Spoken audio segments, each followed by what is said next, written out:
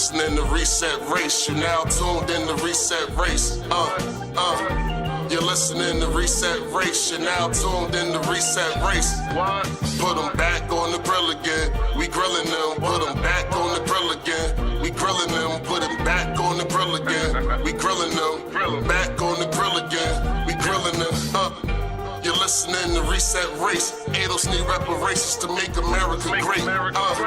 You're tuned in to Reset Race. We no longer starving while others eat off our plate. No. You're listening to Reset Race. We focused on our justice claim. We know what is at stake. You're tuned in to Reset Race. You'll find out who really about justice and really who fake. Lineage go back to U.S. Southern plantations. Pennies, Jim Crow, and mass incarceration. Redlining lynchings. We are old from this nation. You're not about justice if you ain't for reparations. MG the wise one. Cousin mother intellectual. Samantha bringing fire. Anti-black, we pressing you. No permanent friends and no permanent enemies. The backbone of the country. To win, you need our energy. You gon' see. Listening to Reset Race. You now tuned in to Reset Race. You're listening to Reset Race. You're now tuned in to Reset Race. Put them back on the grill again. We grilling them. Put them back on the grill again. We grilling them. Put them back on the grill again. We grilling them. Back on the grill again. We grilling them. You're listening to Reset Race. ADOS need reparations to make America great. You're tuned in to Reset Race. We no longer starving while others eat off our plate. No. You're listening to Reset Race. We focused on our justice claim. We know what is at stake. You're tuned in to Reset Race. You'll find out who really about justice and really who fake. Welcome to Reset Race, where we discuss race and politics and all kinds of good stuff, and basically how the world impacts Black Americans in the United States of America. That's okay. That was bad, but we're still gonna run with it. All right, so I'm Michael Graham of Actify Press, and and the crew is gonna introduce themselves, and we're gonna keep it pushing. Sam. Hey, so we are back. Here we go again. Good old Jacobin with my favorite anti-Black racist, Anna Kasparian. And I actually mean that. Y'all should go back and look up that video where she said that Black kids should learn how to speak Spanish so they can work at McDonald's. Oh, because on the ropes. Yeah, because these days you can just learn it on an app. So why don't niggas just get their shit together and speak a Spanish so they can make minimum wage? Yes. Except the fact that she misses the part that now they want you to be culturally immersed, which means if you're not Latino, that still don't count, even if you speak fluent and right. So, cheers. And Coulter was giving it a business with her narrow ass. Yeah, I'm telling you. So I would give you my social media, but at this point, I'm kind of bored with you people, so I haven't really been on it anyways. And I'm just gonna keep it a buck. It's true. I'm kind of bored with you people. A lot of you people. And if that hurts you when I say you people, then I'm talking about your ass. So y'all been wearing me out. Sam come back crazy. No, they've been wearing me out. They've been wearing me out for real. Like you saw the Brazilian dude who was like, I'm a descendant of slaves, a whole ass white man telling us. I had to block him. Like I was just like block. I was like, I don't even have patience for this. I was like one of you gang fuckers. Block. This is why your candidate didn't get nowhere. Because that $1,000 wasn't paying shit. My mama pays $1,000 a month for me in bills right now. Like that would have just got me out my mama's pocket. I still would have been paying bills. Like that just would have made her pocket okay. Like, fuck you. Sorry, shit. So, all right, let's go ahead, everybody. Sorry, I got on a whole ass tangent, but it is what it is. What we get ready to go through in this thing. Man, right. Like I said, it is what it is. But I'm bored with all them Negroes, especially with the whole house. I mean, the clubhouse with all them whole ass people. All right, they call me Mud. You can find me on my socials: Twitter, Instagram, Clubhouse, all @of lineage. I'm like Sam, I'm getting bored with this shit. So yeah, if you're gonna come at me, just come with something new. Let's get to the or show. Interesting. I don't even need to be new. Can you bring us something interesting that somebody said to me 6 times over the past 2 years? least it would be interesting. I guess we have a consensus. Everybody here is bored with everybody. With the competition. All right, with the opposition rather. All right, thanks, Mud. John, talk to it, man. Yeah. This is John C. Back at the fan. Like I said, we is kind of bored with this shit, but but we still here. I mean, but nah. I mean, yeah, I'm bored with it, but it's I'm bored. But it's still fun though. Like it's still fun. They keep talking to this bullshit, so somebody got to put them in their place and all that. You know what I mean? And I mean, let's do it. I don't even care if I be on Twitter. I don't even be on Twitter like that. That's so funny. I'm chilling, working John hard. banned Twitter. Every time I tweet something to John, it's like, John, you still there? Yeah. Man, Twitter. I ain't getting in there.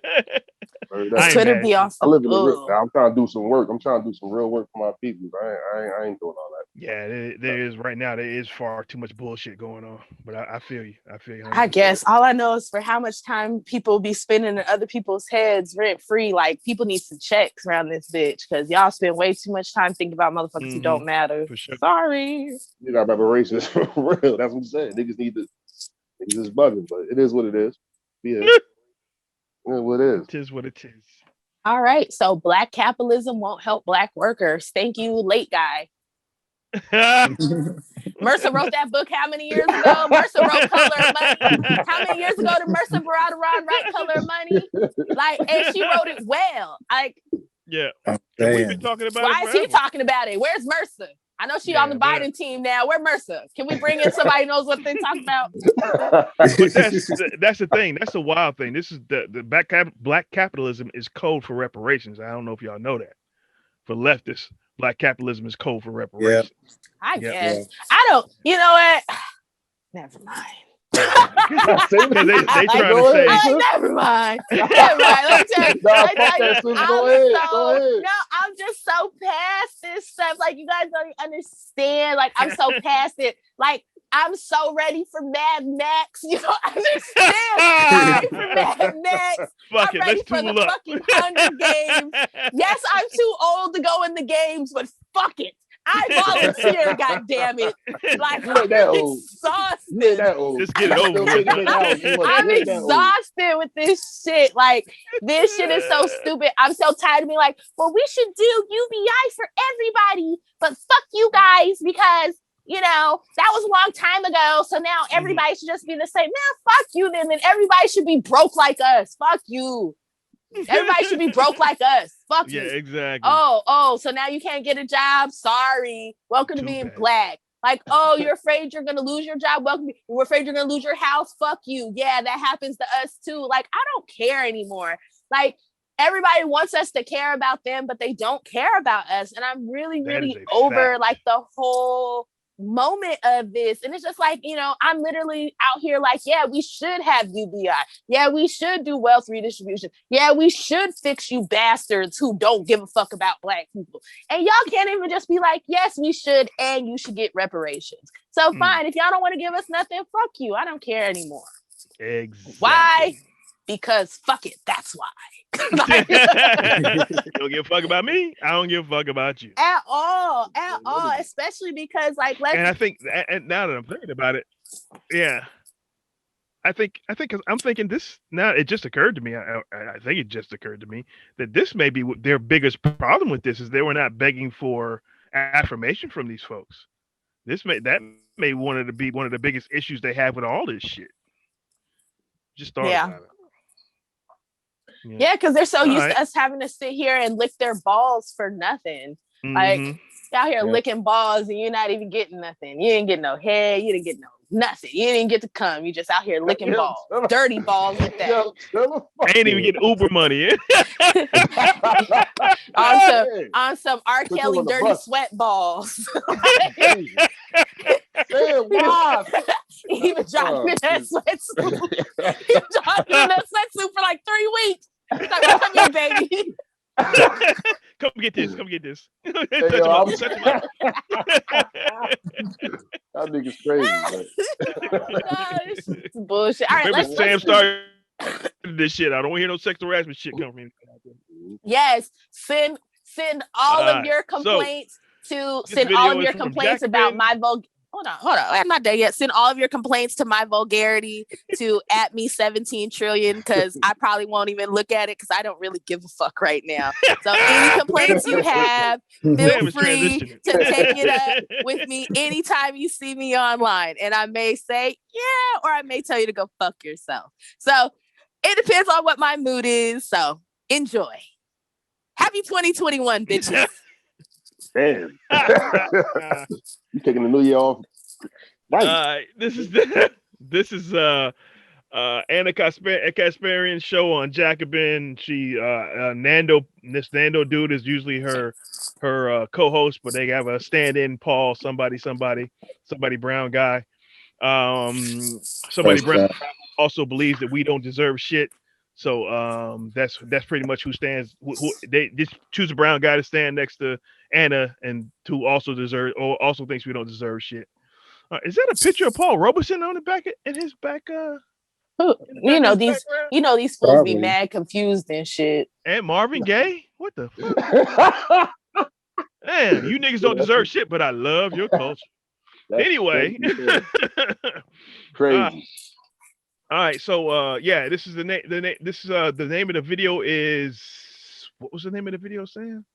We got Black Capitalism Won't Help Black Workers. I don't remember what the original name of the full video is. Some video on Reconstruction or some shit with Eric Connor. Yeah. Oh, sorry, yeah. And then reconstruct. Yeah, that was sickening. So we'll get into it. All right. So I guess we get started, Sam. Get this over with. Here we go. Oh, hold on. My bad. I know you've been on a break, so you know it's all great. Yeah, I know. I was enjoying it too. I wasn't really returning people's phone calls. Like I got a whole list of phone calls to return. But you know, sometimes you just want to fucking chill. That's where I was at. I needed that time. Like I said, everybody ran me ragged over the past 18 months. My cup has run dry. I have nothing to give anybody else at the moment. Here we go. Now we got the sound. You know, in this moment of racial reckoning, Black Lives Matter protests, and people trying to make sense of racial inequality in this country, something is rearing its ugly head again. And, you know, sometimes in conversations, my leftist ears will perk up when I hear people say that, you know, reforms on race are meaningless without economic empowerment. But soon I realize what people mean by that. They're not talking about working people running the economy for their benefit. They're talking about Black capitalism. More Black business owners, more Black-owned businesses, more Black people spending their money at Black-owned businesses. Black capitalism permeates our culture. Black people are constantly told by other wealthy Black stars that if only we learn how to invest right, we can overcome the structural barriers of poverty. After all, if Nas figured it out, you can too. One thing that should have been really strong on our minds was business. This is America. This is capitalism at its finest. We're doing everything besides legal business. We're not caring too much about if America's saying stop complaining, get off your ass, Black guys, and make something yourself. Then it's like, for me, I'm like, okay, then let's start teaching the little dudes and little women on the block business, money management, and entrepreneurship. And we don't have any more time to waste. There's no more time to play around. We have to literally go back on the block with a plan, come down there and show them business modules and show them how they can get into computer programming, real estate, get into engineering, get into all the things that are making a lot of money, all the things that are making this country better. We can do it. It just needs to be cool. It needs to feel like it's something cool. It needs to feel like, all right, we tried this. Watch the movie Scarface. You know how that's going to end, right? Before he yaps his mouth, sounds like a brother who's never read anything about history. Because if you know anything about history, you know that we have been businessed up and bootstrapped up. That's why people get on my nerves and like, well, new people come here and they'll live like 3 families to a house. Motherfucker, my mom grew up in the house with my great-grandmother, my grandmother, the great-great-grandmother. Like, I think a lot of us are the first generation out of not being in a multi-generational home. So fuck you, we did that. Quit playing with me. Yeah. And I think this is what I call this. Well, he's getting ready to get into it, I'm sure. because of course I didn't do my homework. I didn't watch this segment either. I watched the Reconstruction segment, and that was Yeah. boring. And I'm like, my thing is, this is that what I call future worlds bullshit. What Nas is talking about is how to function in our current environment, in our current capitalist environment, right? We don't have the wealth to function properly in those spaces, right? And we don't have the power to function properly in those spaces. But we should know how to quote unquote defend ourselves in those spaces, right? Know how to move in those spaces, know how to acquire capital when it's available, learn how to navigate this world that we've been barred from forever, right? So to say that we're doing something wrong when we're reacting to the actual world in front of us, that's kind of foul. You know what I mean? Because they're talking about some future world where socialism or communism or whatever ism they want to talk about is going to make the world great, and that's what we need to be fighting for. Star But Trek. we've heard these promises from, huh? They're Star talking Trek, about they're talking about Star Trek, but they don't want to do anything to get us there. Exactly. It's just supposed to automatically happen tomorrow. Give us all the same, and we'll all be equal, which doesn't make sense. Yeah, and they only talking about on an income basis, right? On a weekly or monthly income basis. Yeah, they're not talking about they're wealth. Not talking anything about wealth. They're not talking about wealth at all. They just skip right over it. The left is entirely unequipped to run anything. These motherfuckers couldn't schedule a bus. You know, for real. They shouldn't be in charge of the student council meeting at the high school. Like, no, y'all can't run the elections at the high school. Leave them niggas alone. No. Leave them alone. They can run the school. They can run the bake sale. Leave them alone. All right. Nah. They fucking burning the everybody cookies weed and in the shit. damn bake sale. If you need two cookies, you get one cookie. Everybody get one cookie. It don't matter. And black people get a half a cookie. Right? This future world bullshit. They don't expect anybody. I'm sorry. My internet is lagging. I'm sorry, family. Go ahead, Sam. What did you say? No, I said black people get a half a cookie. Keep going. Yeah. We and they get on this bullshit. And like I said, they only do this to us, right? They don't really tell nobody else to stop lobbying government for what they need. It's just us. Right? They don't tell nobody else not to seek citizenship and get everything they can from the government. It's just us. Nobody talks to any other group of people the way that they talk to us. Could you imagine? I want to see these fucking people of color go up to a Jewish white woman and tell her to forget about the Holocaust. I want you to say that was a long fucking time ago. You need to fucking get over it. Fuck your family. That's what I want to hear you. Yeah, because that's what they tell us. That's what they tell us. So no, I want you to go. Worse. No, I'm just saying. I want you to go tell that to a person who can trace like all their family members that died in the Holocaust. I want you to go and tell them, "Fuck you. It was a long time ago. Get over it." I want you to go and tell people whose family members died in 9/11 when those planes went to those buildings. I want you to tell those people's families, "Fuck you. Get over it." Like that happened in 2001. It's fucking 2021. It's 20 years later. Why are you still talking about that shit? And we want that money back that we paid those first responders because that shit was 20 years ago. Fuck them. And also, I watched that. We watched them get a beat down. Go to a Hasidic Jewish community and tell them to stop participating in capitalism. See how the fuck that works out for you. You will get yarmulke dust all over your ass. I'm just saying, like, the way people talk to us, the way people talk to us is so motherfucking greasy. We can't talk to a non-citizen the way they talk to us. No, and we can't talk to non-citizens anyway. And you can't say shit to them. We'll talk about that later, though. Mud. I mean,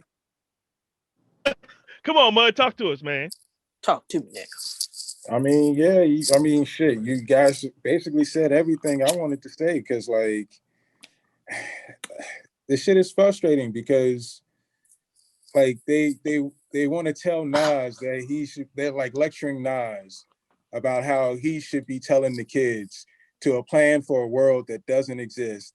And in this world, or the people who are advocating for this world, are people who don't have any fucking political power at the present moment.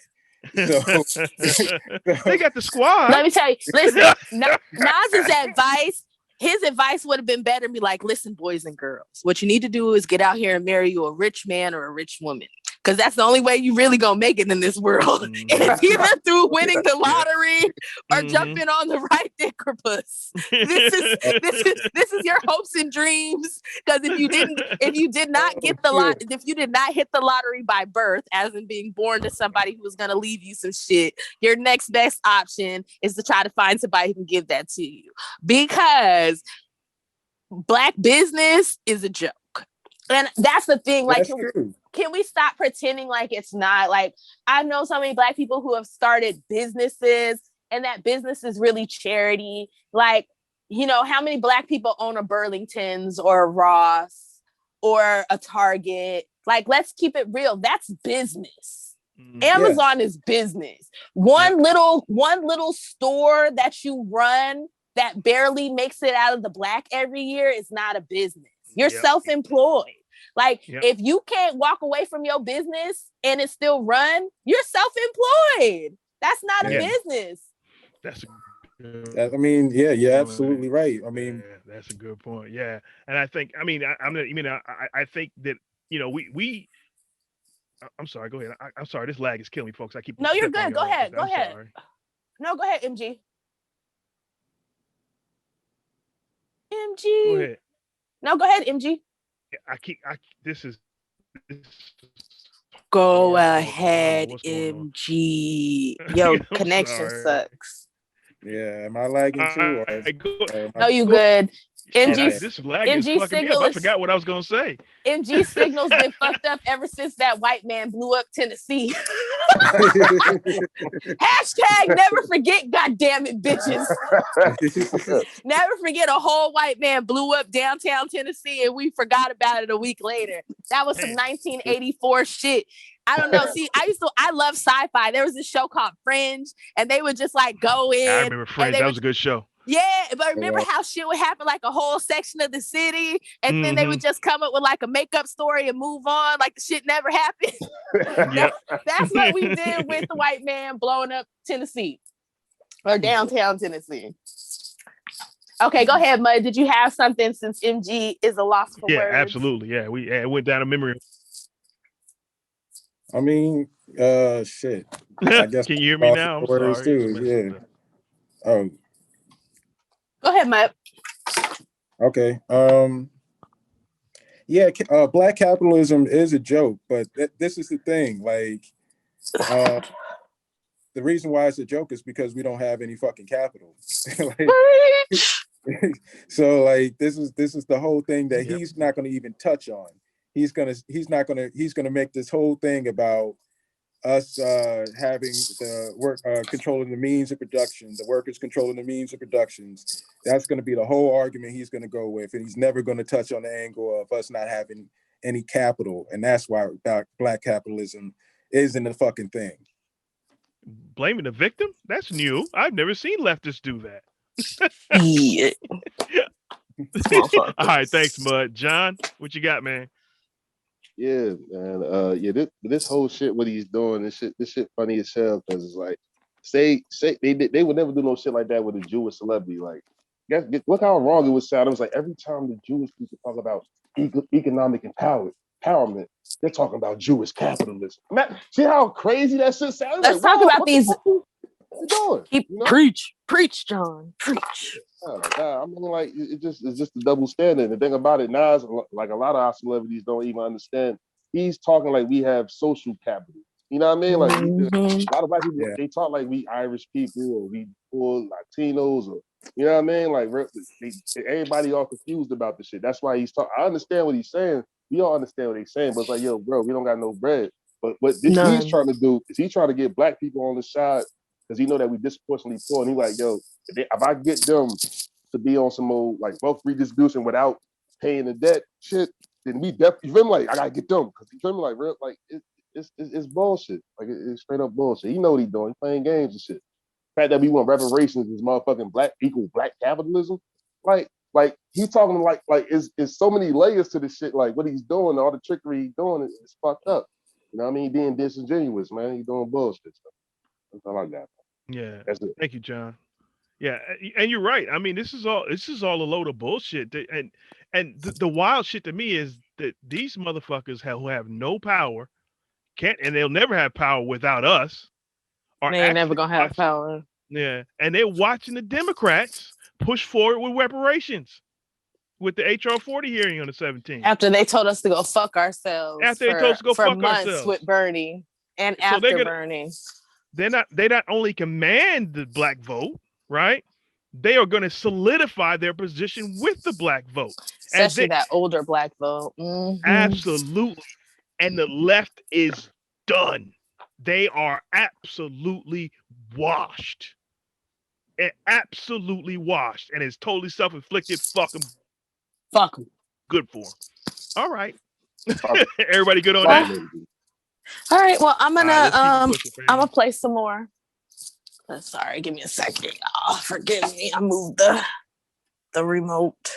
Poop. Here we go. So that's all we need to do. We just need to make it cool. If we make business cool, all Black youth can be computer programmers and real estate developers.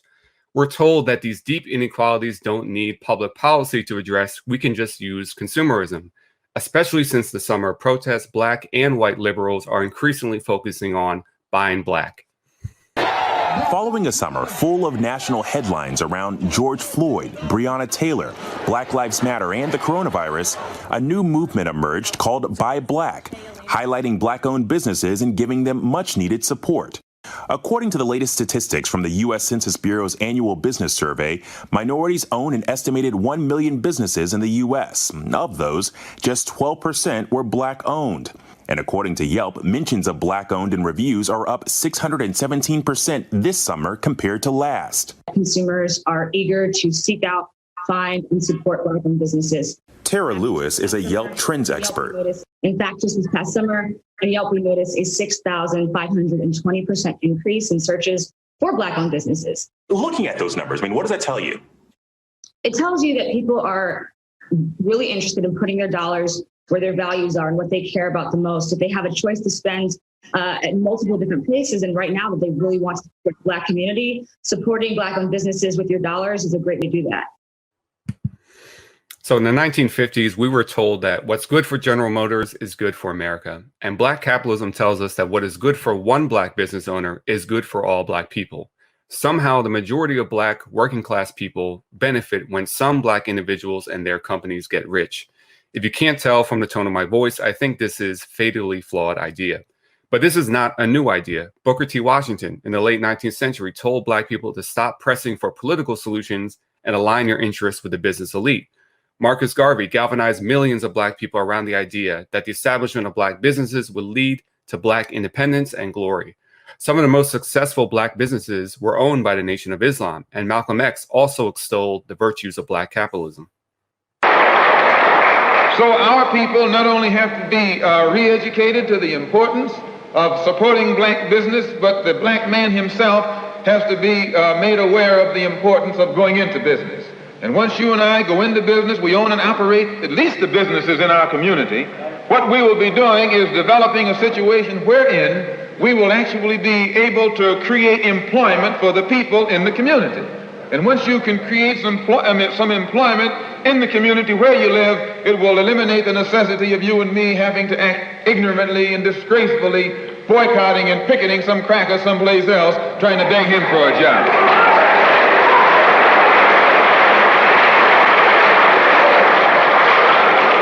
Anytime you have to rely upon your enemy for a job, you're in bad shape. Later in the 20th century, it was actually Richard Nixon, believe it or not, that revived the legitimacy. Okay, so we're going to get to Nixon, but can we talk about the context of this though? Like when MLK and like Malcolm X are talking about Black business, this is before there was like Walmart.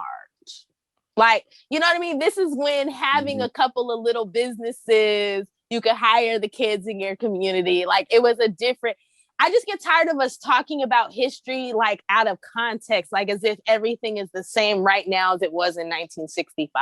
Like when people keep talking to me about King and UBI and how he wanted that more than reparations.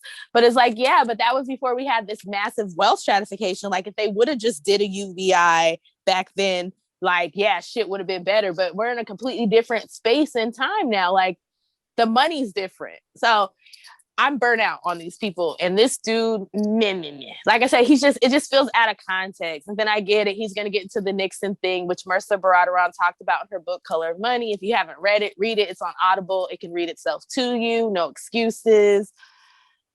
But it's a mess for me. What y'all got? Is MG here? Do we lose MG? I'm back. Y'all hear me?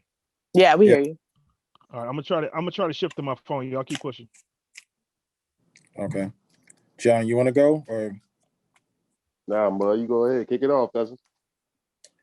All right. I mean, yeah, I agree with the thing about taking Malcolm X out of context and like the thing is that we also understand what Malcolm was talking about. He wasn't talking about necessarily like just the economics of a Black business alone was going to save us, but the idea that we were more likely to employ ourselves versus, you know, having to deal with the power dynamics of, you know, having to get jobs from white people because they have all the money and they have the resources to own and operate the businesses.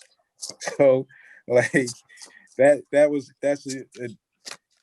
I hate the fact that they do this because they take the whole racial lens out of it to make it seem like this is just like a capitalism versus socialism thing. Where no, it's like also there's other layers to this that are at play. But that's what I got. John? Yeah, man, I agree with Mud. With everything Mud say, which I'm saying, man. He's bugging, man, because like he's not what he's doing. He's trying to say like, yo, like yeah, this buying black light. So don't buy no food from the local black corner store because we only got like 5 of them shits. Like him, like don't spend your money because the black people. We only got 5 corner stores now and shit. Like we fucked up. We talking about something we need to do political. Yeah, the political shit that we doing is we trying to get reparations. We trying to get the debt owed to us. Like, you feel me? Like, that's the first step before you want to do anything. You know what I'm saying? Like, he's just leaving that shit out the picture like, yo, fuck that. I want to redistribute money to all the workers. And these niggas ain't even really socialists, man. They just want stronger labor unions, man. They don't want no criminal. Man, but see, they talk about you feel me? I want to get rid of the business owner and the CEO. No, you don't. No, you don't, man. You just want more say in the workplace, and then hopefully one day you can have a small business in the house. Man, these people is lying to you, man. They lying and they using us as the scapegoat. Like, see, this is black capital, black. Of course, we live in this context, live in this system. So of course, like the thing that we could do, the best thing we could do is try to buy from each other. You know what I mean? Try to keep it a little bit of money circle. I understand it, but it's not the final answer. But he's trying to push it like be on some straight right wing bullshit. Like, you know what I mean? Like people saying like buy from black stores is some right wing bullshit when it's not. You know what I'm saying? Like, this shit crazy, man. So here's my thing, right, John? Why are black people supposed to be the only people in America, which is a capitalist country, who aren't supposed to be capitalists? I don't know. It makes absolutely no sense. We're the only ones. We supposed to be on some socialism, heal the world, some fucking, you know, remember that shit. We from the 90s, that fucking heal the world shit with fucking Michael Jackson. Yes, that shit. So we're supposed to be on that shit, and everybody else is just supposed to be out here eating up all the food while we wait for socialism to come. That y'all are telling us when it do come, y'all ain't gonna give us nothing extra. You gonna give us the same shit as people who got here last week. Yo, I do know what it is though. It's just that they see us as workers. That's all we are. That's it. That's all we are. That's it. And low level workers at that. And my whole thing is like, I'm not against. So like y'all already know I'm all for UBI after reparations. I'm all for wealth redistribution for poor whites. You know, I'm all for that shit. And you know, I'm also all for doing co-ops, right? So I totally believe that, when you start doing these, because, I believe in a federal jobs guarantee. So when you do the federal jobs guarantee, I believe that those new businesses should have to be co-ops. And they should be owned, 50% by the workers. And within 10 years, the government should turn over the full control of the company to the workers. But I live in Watts, and that's like 60% Latino and 30% Black. I don't want to see a bunch of white people in charge of shit in the co-ops over here, period. Yeah. That's all I'm saying. So I'm fine with all of this. Let's redistribute who gets the money and the labor and I'm here for it. But y'all got to start focusing on outcomes and not these ideas. So we can do everything you're saying, but you need to make sure that the outcome comes out the way it's supposed to. And if it doesn't, you better make it so. No, I don't got that. I was just checking the connection. No, we can hear you. But yeah, no, that's my whole thing. Like, let's start focusing on outcomes. I'm tired of this idealism shit of what this country is supposed to be that it's never fucking been for Black people. Let's start talking about outcomes. What are you doing to make my kids' life better? There you go. All right. I guess we should go back to playing then. Yeah, I guess. Okay. Let's rock. I'm hungry. I feel like a fat. I need to make some food. Richard Nixon, believe it or not, that revived the legitimacy of Black capitalism. In 1968, take a look at this advertisement he placed in the Black cultural magazine, Jet Magazine. He wrote, "A vote for Richard Nixon for president is a vote for a man who wants Homer to have the chance to own his own business. Richard Nixon believed strongly in Black capitalism because Black capitalism is Black power in the best sense of the word. It's the key to the Black man's fight for equality, for a piece of the action." And it was under Nixon that the Small Business Administration first started targeting Black entrepreneurs for federal assistance. You may be laughing, but this cynical maneuver brought Nixon some unlikely support from prominent Black figures.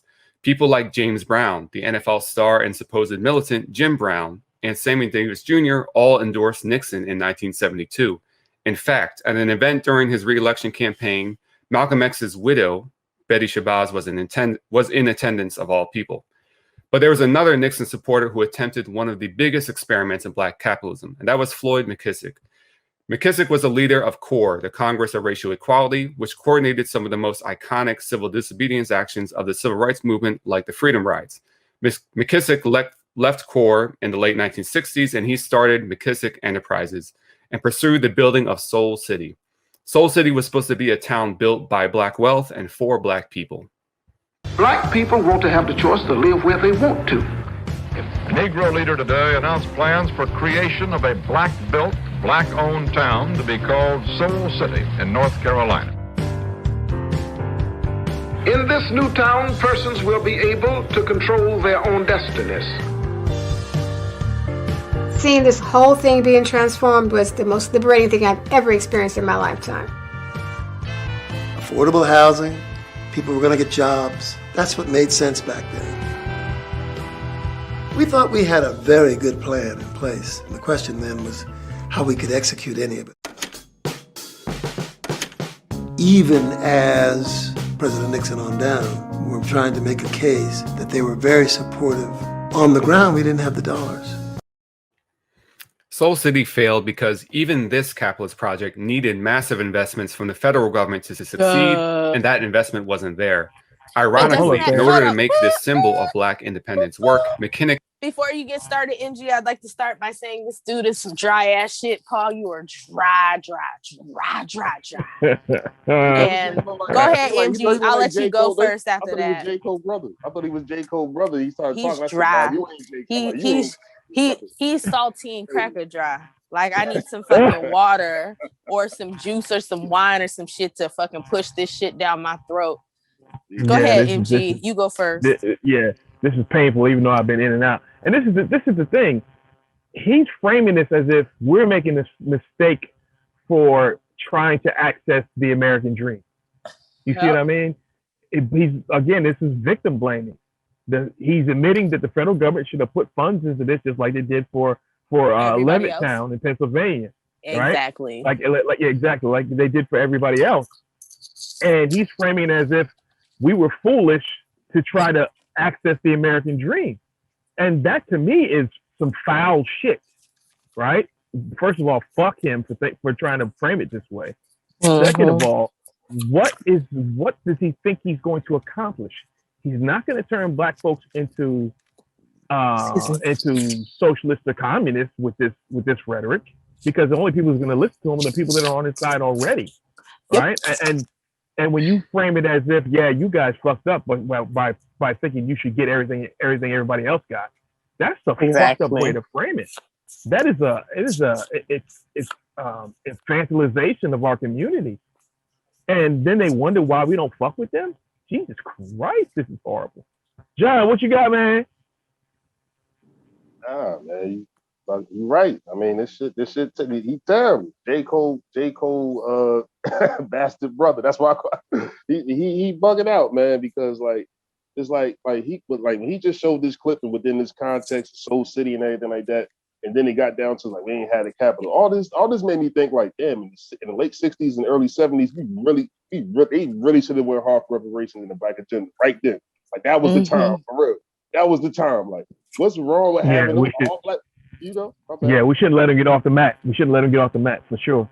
Yeah, I was like, this was the time, like real shit, like yeah, but remember they just blown everybody's brains out, so a lot of people were like, "Yeah, that is also true." Right. Yeah, thank you for those. True. Thank you for these voting rights. I'd like to keep my brains in my head. For real. That is a fair point. That's it. All right, Mud, let him have it.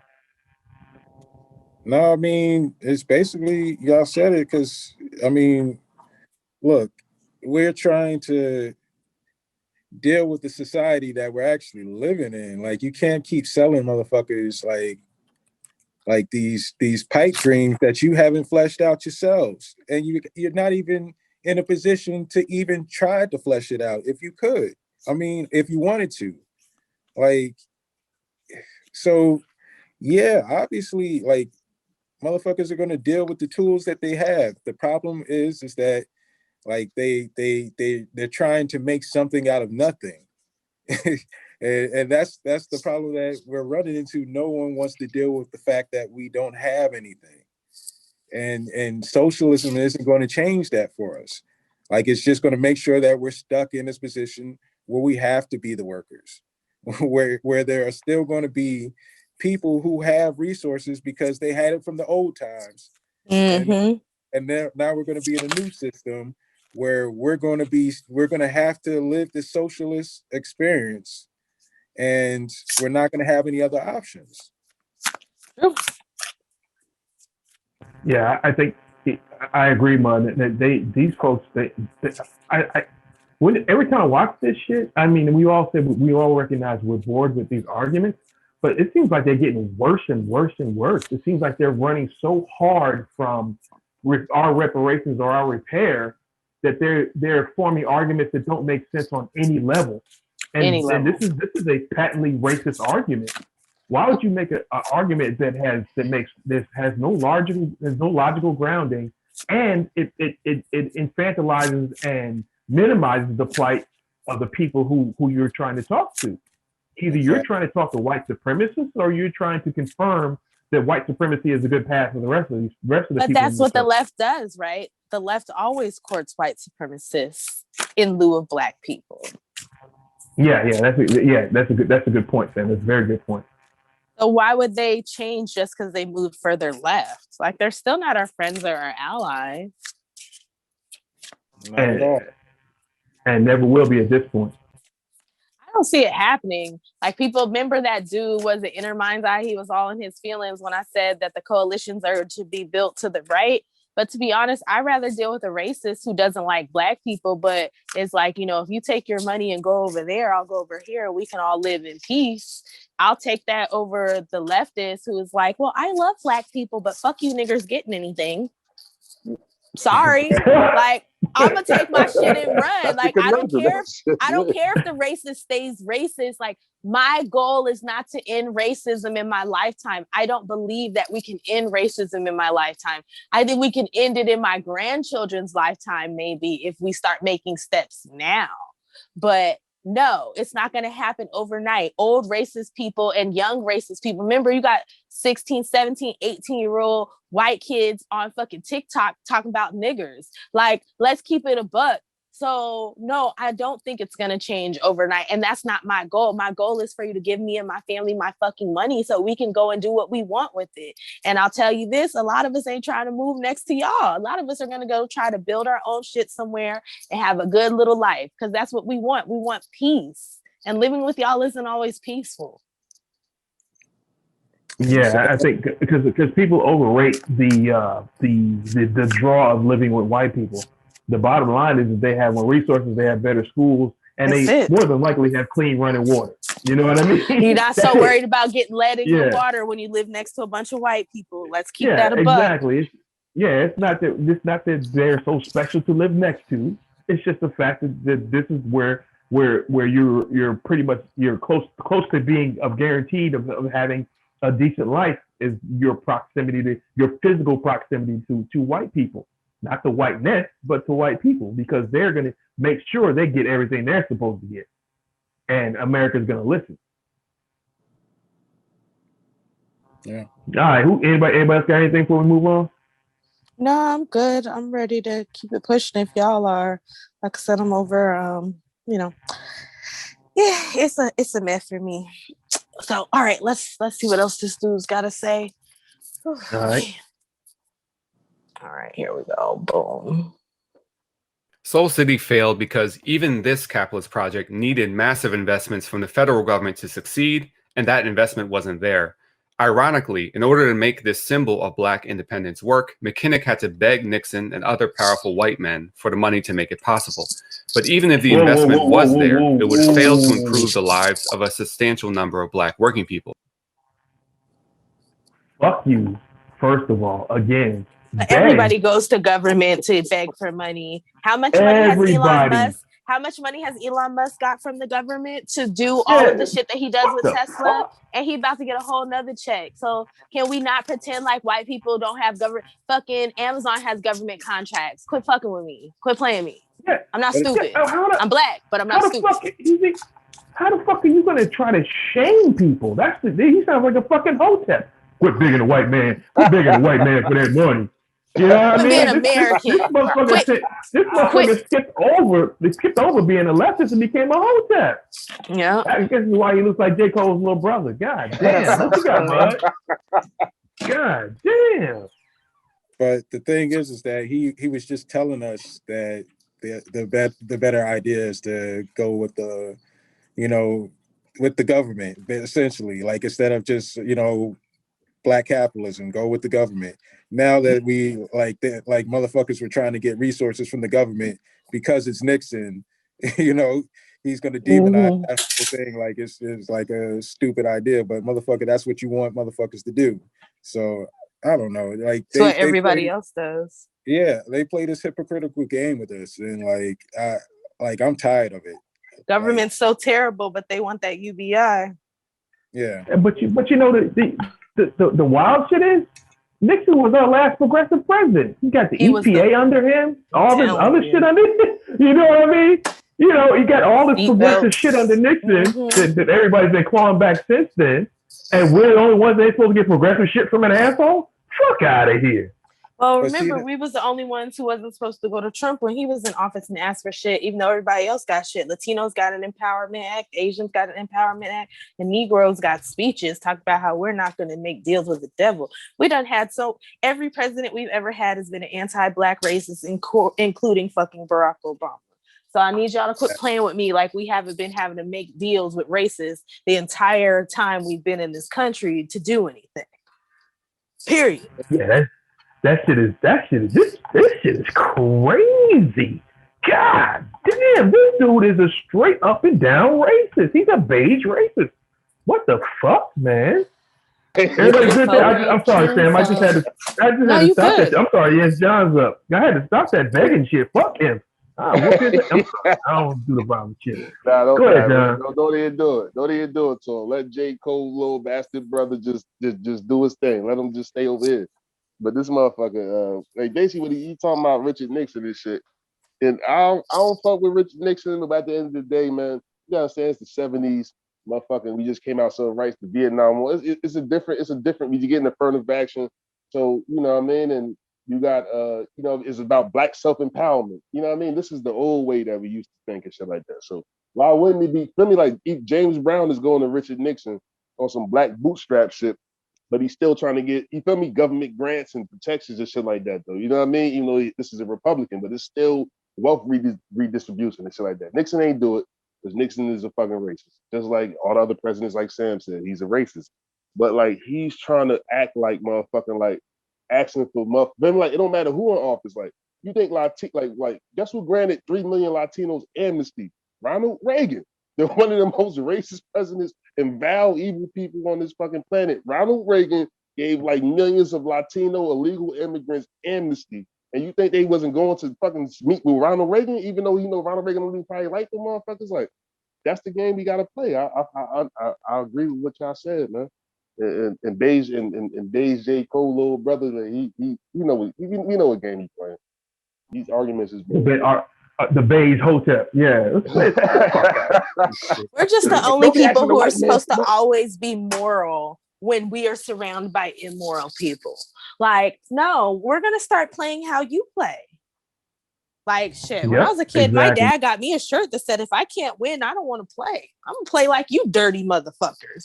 Why am I out here playing with a whole different set of rules when y'all is the Antichrist? Like y'all are evil. So why should we be out here being all moral and sitting here praying to Jesus and praying for your soul? Fuck your soul. I hope you burn in hell. For real. Fuck you. I mean, to your I hope point, you're burning your house. Fuck him. Telling you shit.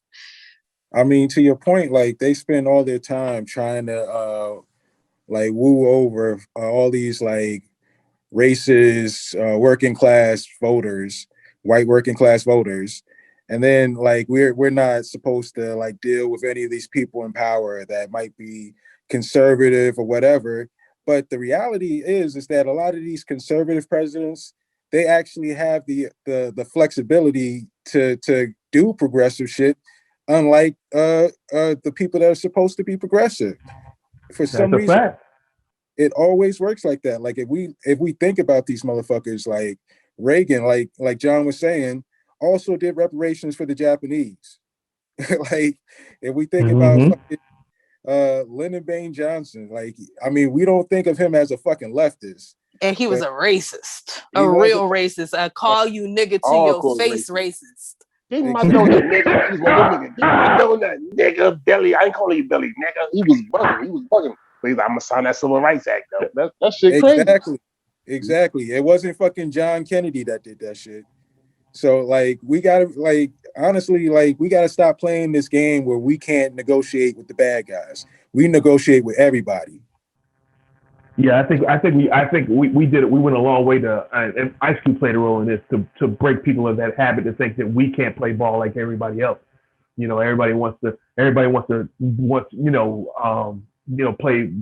Lucy with the football with us. But we like, fuck you. We go get somebody else's place to hold the kicker, hold the damn ball so we can kick. Fuck you. You know what I mean? I mean, I'm not. I ain't gonna say that. Never mind. But I think. Yeah. Anyway, let's go. Everybody good? Okay, back to this dude. Why should we assume that the profits of McKissick would trickle down to other Black people? Trump has used the same Nixon playbook when he signed an executive order to establish opportunity zones, or low tax areas to incentivize investment in communities that have been abandoned for decades. Let's hear what Ben Carson had to say about these opportunity zones. Before we hear what Ben Carson has to say, can I say that opportunity zones do not benefit poor Black people? I live in an opportunity zone. If I get some money to actually put properties on here, I'll benefit from it. But I was left the house by a silent generationer. If I was renting here, I would be probably 6 months to a year away from being gentrified out. So, yeah, opportunity zones ain't helping poor Black people. And they about to push a bunch of Latinos up out of here too with that shit. So yeah, that's who problems gentrifiers, right? Because that's that hustle that leftists were trying to run too. We're going to put money into impoverished communities, which means we're going to pay gentrifiers to push you out. And let's not pretend that gentrifiers are only white people. Because plenty of For us sure. have been Absolutely. gentrified Absolutely. out of our neighborhoods by people of color. Absolutely. Absolutely. You're 100% correct. And a lot of, We under the I know for bridge and they sure. in our old houses. Yeah, I got family in Atlanta, and there's a whole bunch of black companies buying up houses, helping gentrify the neighborhoods. Absolutely. Mm-hmm. All right. Anybody? John, you got anything? I'm good, man. Hey, Mud, you got something? Somebody else got something? Good. Bro. Did All you right, say let's something, rock. Bud? Or are you good? Okay. Okay. He said that. Let's roll. Okay, I got it. Bam. Mr. Secretary, let's get right at it. If I'm a private sector investor, I've got private money, and I'm going into one of these opportunity zones, what do I get? What do you do for me? Well, you know, this is the wonderful thing. In the past, there you got nothing, and that's why these areas have been neglected economically.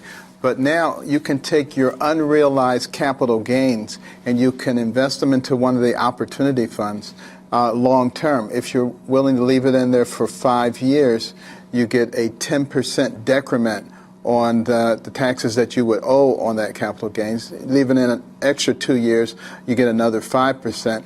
But if you want to go the long term and leave it in for 10 years, you have to pay no capital gains on the increase from the investment. So it's a capital gains tax break for outside private investors who may want to they've made some money in the market or wherever, they've made a capital gain, put some of that money into these enterprise zones, and they get a capital gains tax break. Is that roughly what's happening here? That's exactly right. It's a win-win situation. Yeah. You know, they get a tax break, and we finally get the kind of investment that we need in the areas that have been economically neglected.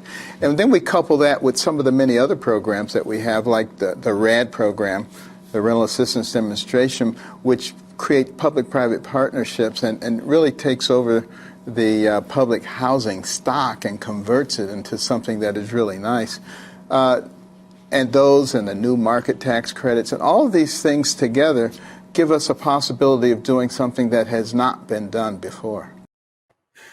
Real inspiring plan there. So let me get this straight. These businesses that may or may not pay a living wage get a tax break, and the communities they're in don't get to reap the benefits of tax revenue that would go to stuff like, I don't know, schools, infrastructure, public services. And notice how he seems to put emphasis on saying this has not been done before, but it has been. Democrats and Republicans have repackaged and resold various iterations of Nixon's black capitalism for decades. Whether it's called black capitalism, opportunity zones, or whatever else they'll call it in the future. Does he think this is news to us? I was just about to say that. Oh my God, MG, get out of my thoughts. You're living rent free. But my bad. But damn, that's all I could think of. Like, we know all this shit. Like, this is for his white audience. You can tell when people don't talk to black people. We know all this. Not at all. Not at all. I mean, this is our life 101. We understand how gentrification works. We just like it to stop, or have capital enough to keep our communities together. Exactly, to at least defend our positions. Yeah, absolutely. Defend our position. That's an even better way to phrase it. Yeah, because that's all that happens. Because when they decide they want to take the shit, they just come back and take it. Yep, white folks want their cities back. And then that's what we're doing. That's what we're facing right now. They tired of living out there in the suburbs and in the country. Fuck yeah, because that trip is long, man. Like, I remember back when I was growing up, it used to take like an hour and 10 minutes to get from my mom's house out here. Now, man, that should be like an hour and 30 minutes. Don't catch some traffic. It'd be 2 hours. I'm like, God damn. Like, it used to take this long. Fuck. Yep. And they're realizing this. They realized suburbanization was a dumbass move at the end of the day. Putting all these miles on these cars. Yep. And to be real, it's easier to defend a city than a bunch of suburbs. So they go back. They'll go back to the cities. Well, they own the police force as their personal security force. That's true. For them, they're safer in the city. For us, we're safer in the woods where we can defend our position. Because these cities ain't gonna be for us when this shit go Mad Max. No, not at all. Cities are always bad. They can have them. They can have them. We'll deal with some other stuff, but that's a discussion for another day. All right, Mud, what you got, man? No discussion. Just watch The Walking Dead, season 1 through 6. Or Mad Max, yeah, like Sam like to say, absolutely. Mad Max, Mm-hmm. Mud. Yeah, I mean, this guy's his criticism is correct, but he's doing it from a disingenuous angle. He's saying that workers won't benefit from the business owner profiting off of this program. The problem is that this program is sold to us as a solution to like racial inequality. Yeah. And if we're going to criticize this thing, we should be criticizing it from the angle of Black people not benefiting from it. Yep. And that's been the problem. Like, these business owners that he's speaking of aren't Black people. Period. So, very rarely are we. So yeah, that's the whole problem. Like, if it was a program that would benefit Black people who like actually own the property in these neighborhoods or whatever the case may be, then it wouldn't be an issue. The thing is that it's a hollow program for like the things I said. It doesn't benefit us. Not one bit. Yep. Not even a little bit. You good, Mud? Yeah. Thanks, Mud. John, what you got? Yeah, man. I agree with everything y'all said, man. This shit is some bullshit. Like, what he's talking about, real talk. He played this clip, and the clip is talking about some basically like the like the main core of what the Trump opportunity zones was you can flip your capital gains. Like, Black people don't got no fucking capital gains. I'm like, so he basically he's trying to frame it like Oprah, 50 Cent, Michael Jordan going gentrify the hood. They don't got no power. You know what I'm saying? Like, white people sign their checks. They not really paying no real top capital gains tax. It's people that got less money in the bank, white people that got less money in the bank than them, that pay more capital tax than them. You know what I'm saying? Like, so like he's trying to flip it on some shit like, you talking about black and come on, man. You know what I mean? Like, come on, man. Like this shit crazy, man. I'm sorry, I'm lost for words because it's just so fucking nuts. It's so crazy what he's doing, like, in our face. They're like, just late, right? Like, late. This is shit we were talking about when Sandy Darity's report came out like 18 months ago. What we get wrong about closing the racial wealth gap. Thank you for coming late to the party, but you're not just, like a day or a week. Like, you're like a whole fucking year late. Like, you came to a different party. Like, this isn't even the party we originally invited you to, motherfucker. Absolutely. Yeah, he can't do a Christmas party in his Halloween costume. Not even. He came just for Easter. I'm Michael Myers. Like, nigga, it's Christmas, nigga. Like, let me in. Fuck Santa. Oh my goodness, that shit is terrible. This is wild. Yeah, that's a good point. They are. It is like they're playing. Of course, they're playing catch up. They're like, holy shit, Black folks really aren't listening. I think they actually thought, because now it just occurred to me, I think they actually thought because Biden and Trump were so completely palatable to us that we would naturally gravitate to the left. I think they actually thought that. Now that's occurring to me now. Yeah, and then when they saw those people vote for Trump, that shit got real for them. Like, oh. Yeah. Some lefty came. Was it somebody? I think he was in your mention talking about Sam, talking about when I was talking about the coalition on the right. Fuck yeah, they did. Fuck yeah, they did. And I'm not mad at them. Yeah. Well, yeah. And what does that say about the left? That's not a problem. That's not a problem of people voting. That's a problem of politicians. That's a political problem that you guys created. And last time I checked, Black men was free unless y'all enslaved them again outside of these prisons. So they have a right to vote for whoever the fuck they want. Latinos voted for Trump like 33%. So go fuck with them. Like, don't talk to my Black men until you go and cuss out 33% of them who went for the dude who called them rapists and murderers. Well, not all of them, because he said that about Mexicans. And they do differentiate themselves amongst their tribes. Don't get it fucked up. Absolutely. Yeah, watermelon cash and all that shit. Yeah, absolutely. and I think it's it just occurred to me now that this type of shit is just, they're trying to figure out a way to attract Black people without actually helping they don't want to help us. Of course not. No, not at all. Not at all. Not even a little bit. They're on some fuck shit for real. Yeah. And I think they're really literally trying to figure out a way to attract Black people without doing shit for us and denigrating us at the same time. That's what used to work. But Yeah. the thing that people don't understand is like, this is a whole new year. And this is a year that people are like cutting shit out that doesn't serve them. And it's also like a year where shit's being revealed to people. Like Black people have woken up. Like, Yeah, you got a lot of absolutely stuff shifted. under people's, you got a lot of shit under people's nose because you made Trump this like immediate threat that people had to clear out. But, people got a year and a half to think. And when y'all don't produce, like shit's going to get real. And like at the end of the day, like at least the Republicans, like this one dude said, was it a non-voting felon when he was like, at least Republicans get their racism with voting. Like we don't get shit. I agree. Yep, absolutely. And it's crazy. I'm sorry.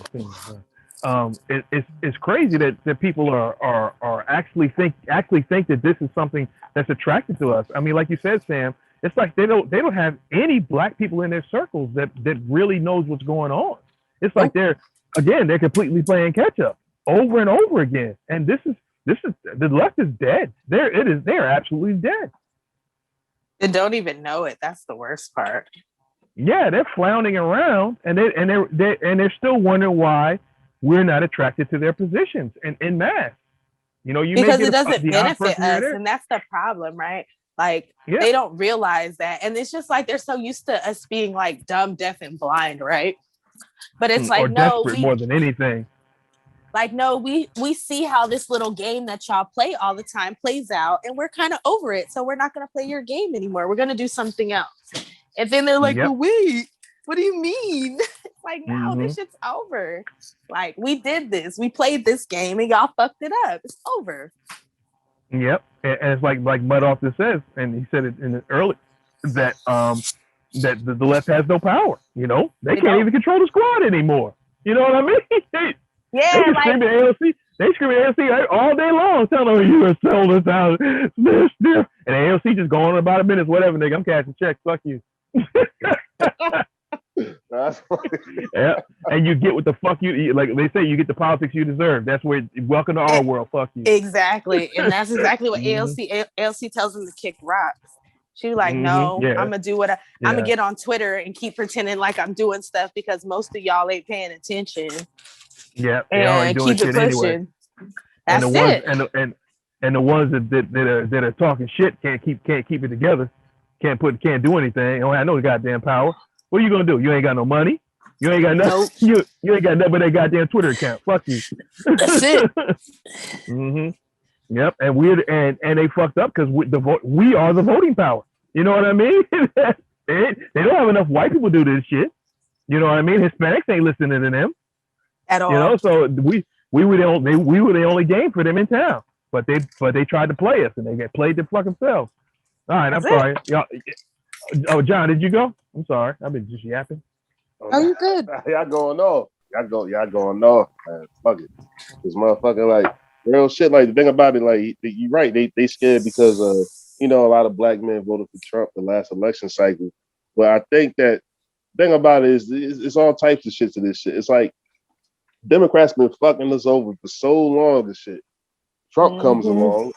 He's giving this kind of rhetoric, which is really racist, but it's still like he's still. What did Trump really say about Black people? Now he might have said some shit about some other people, but what did Trump really say about Black people that was so anti-Black and racist? Like, I'm talking about during his presidency. Only thing he really said was, what do you got to lose? And what did we really have to lose? Nothing.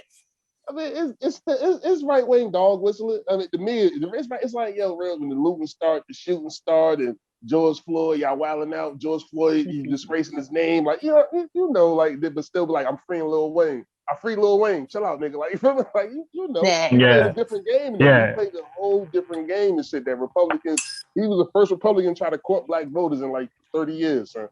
Yeah. in Republicans any way. He acknowledged us, like, yo, come on, Black people, what up? Even though I'm gonna screw you, I'm gonna do the Republican shit I do, but like Black people, Democrats ain't shit. Black people, he really said that shit to us, like, he said, what do you gotta lose? Acknowledge our presence. He said we built the country instead of these motherfuckers keep talking about how immigrants built the country, but I don't see I don't see how that happened when most of the capital came from free black labor, but okay. Yeah, Yeah, exactly. So he's saying shit Yeah. like that. So he double dipping and all that. And then the left wing, they argument, instead of giving us something specific, is like, we gotta give something to everybody. And it's like they went around, we turned off by that. Because self-determination has always been a big thing in our community. We always wanted to just take people, we always wanted just to be equal and shit. They not understanding our psychology, man. So whatever. The left got it real shit. The left really want black votes. They really got to target by your. The left doesn't want black votes. The left wants us to do what they say and shut the fuck up. Exactly. Yeah, absolutely. Absolutely. Absolutely. That's exactly if they wanted our what votes, want. they would listen to us. Yes. Mm-hmm. Yep. They think just because the Democrats who have power treat us like shit, they can treat us like shit. You know? It's like they're trying to play like Trump with no power. What do you got to lose, shit?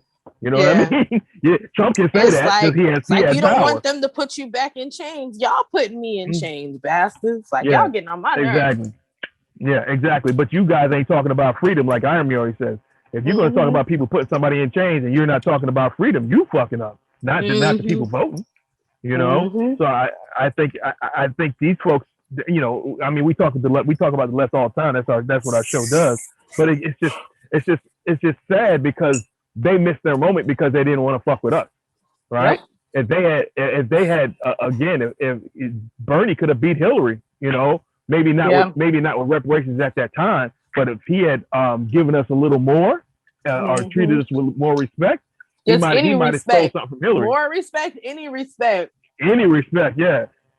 But you know, we still didn't want to. Well, a lot of us didn't want to fuck with Hillary, but he could have taken enough of us to make a difference, you know, if he wanted to act right, but he didn't want to act right. And then this cycle again, he even turned around on he changed.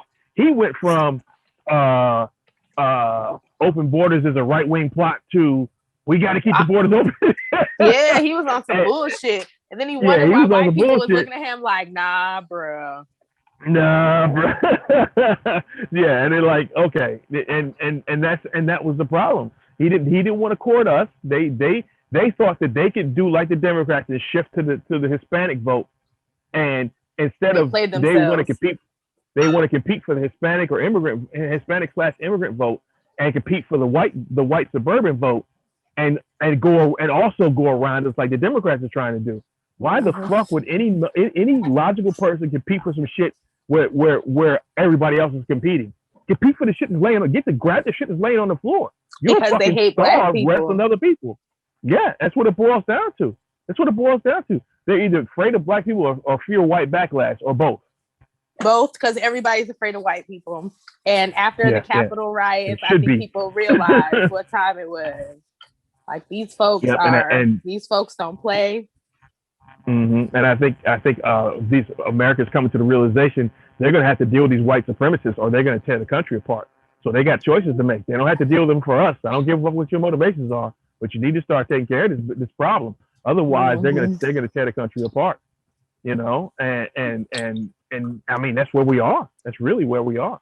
And it's self-inflicted, and the left could have done their part to fix that, but fuck them.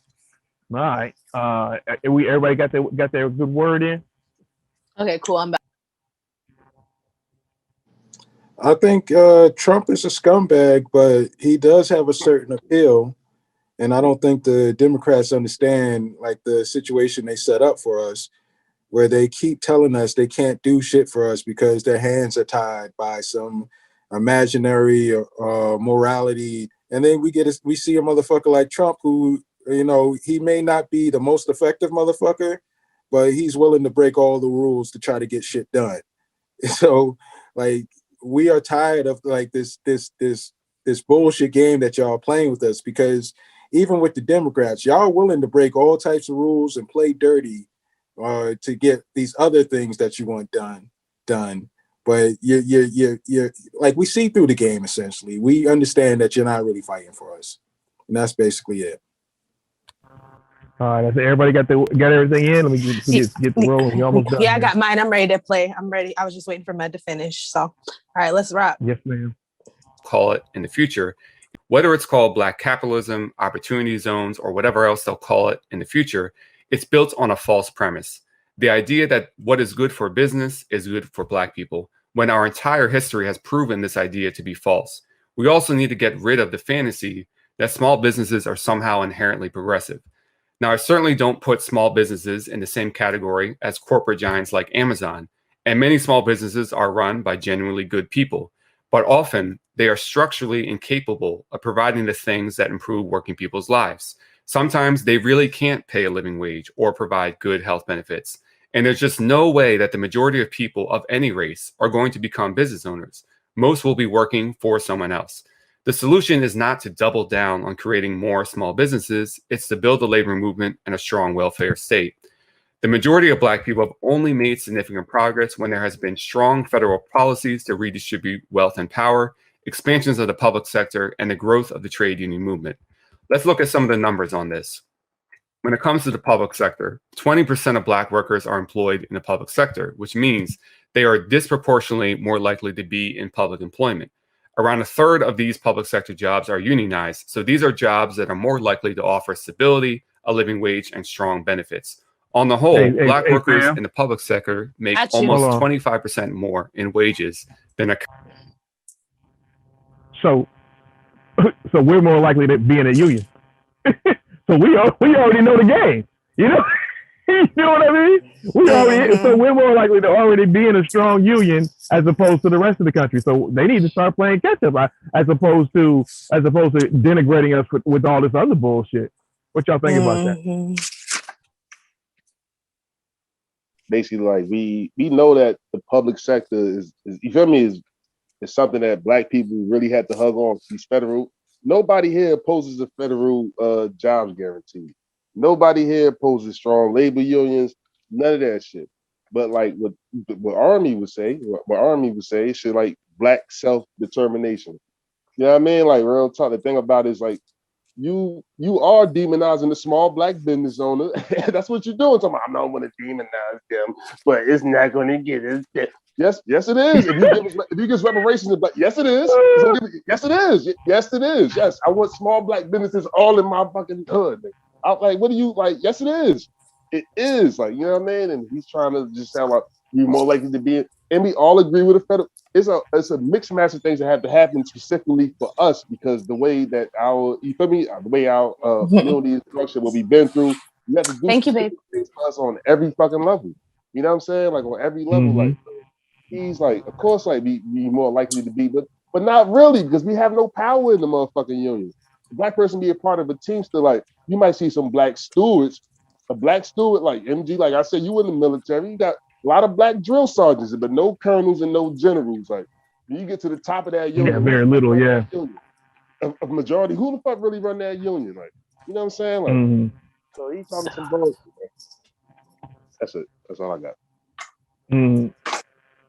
Yeah, that's a valid point, John. I think this whole argument is built on sand, really. You know what I mean? We all, I'm probably partially because we understand, right, that this is all bullshit. But if once again, if we had gotten reparations, or even if at this point, if affirmative action would have been left to us and us alone, we would be fine. You know what I mean? So if you want to own a business, the American government is the biggest purchaser of goods and services in the world, right? There will be plenty of initiatives for people who want to be small business owners. There'll be plenty of contracts and plenty of initiatives for us to cover. And along with that, we would be getting a piece of state and local contracts. So, you know, the whatever percentage of Black folks that want to be business owners, want to be their own boss, there would be more space for them. And and also the reason why we want to be our own boss is because these fucking environments are toxic for us. You know what I mean? You know, so we want to find a way. We believe in bootstraps really more than anybody else because these other spaces are toxic to us. You know what I mean? And even though we don't have any, but we want to try to call the ball for ourselves because we have no power. You know, and it's really vile for these folks to come at us with this bullshit. Mud, what you got, man? I mean, yeah, I think that he started off by saying something that I think was a very valid point. He's making some valid points, and then he goes this other route with it. Like, yeah, every black person cannot be a business owner. That's just not how it's going to work out. But when he's bringing up these stats as far as like black workers in the public sector, what he's also exposing is that the vast majority of black people are in the private sector, which means that they are working for business owners. And what we're saying, and to a certain degree, with the black business shit, is that we want people to craft environments that we can actually fit in. That's not that isn't a toxic work environment. It isn't a hostile work environment. It's something that we can actually be familiar with, and we can actually, like deal with our own people in a certain type of way. Now, obviously, that's not going to be everybody's situation, but the thing is that when you listen to these people talk, it's like they don't want us to have that option. They don't want us to have any other option other than just being the workers in the socialist system receiving some form of welfare.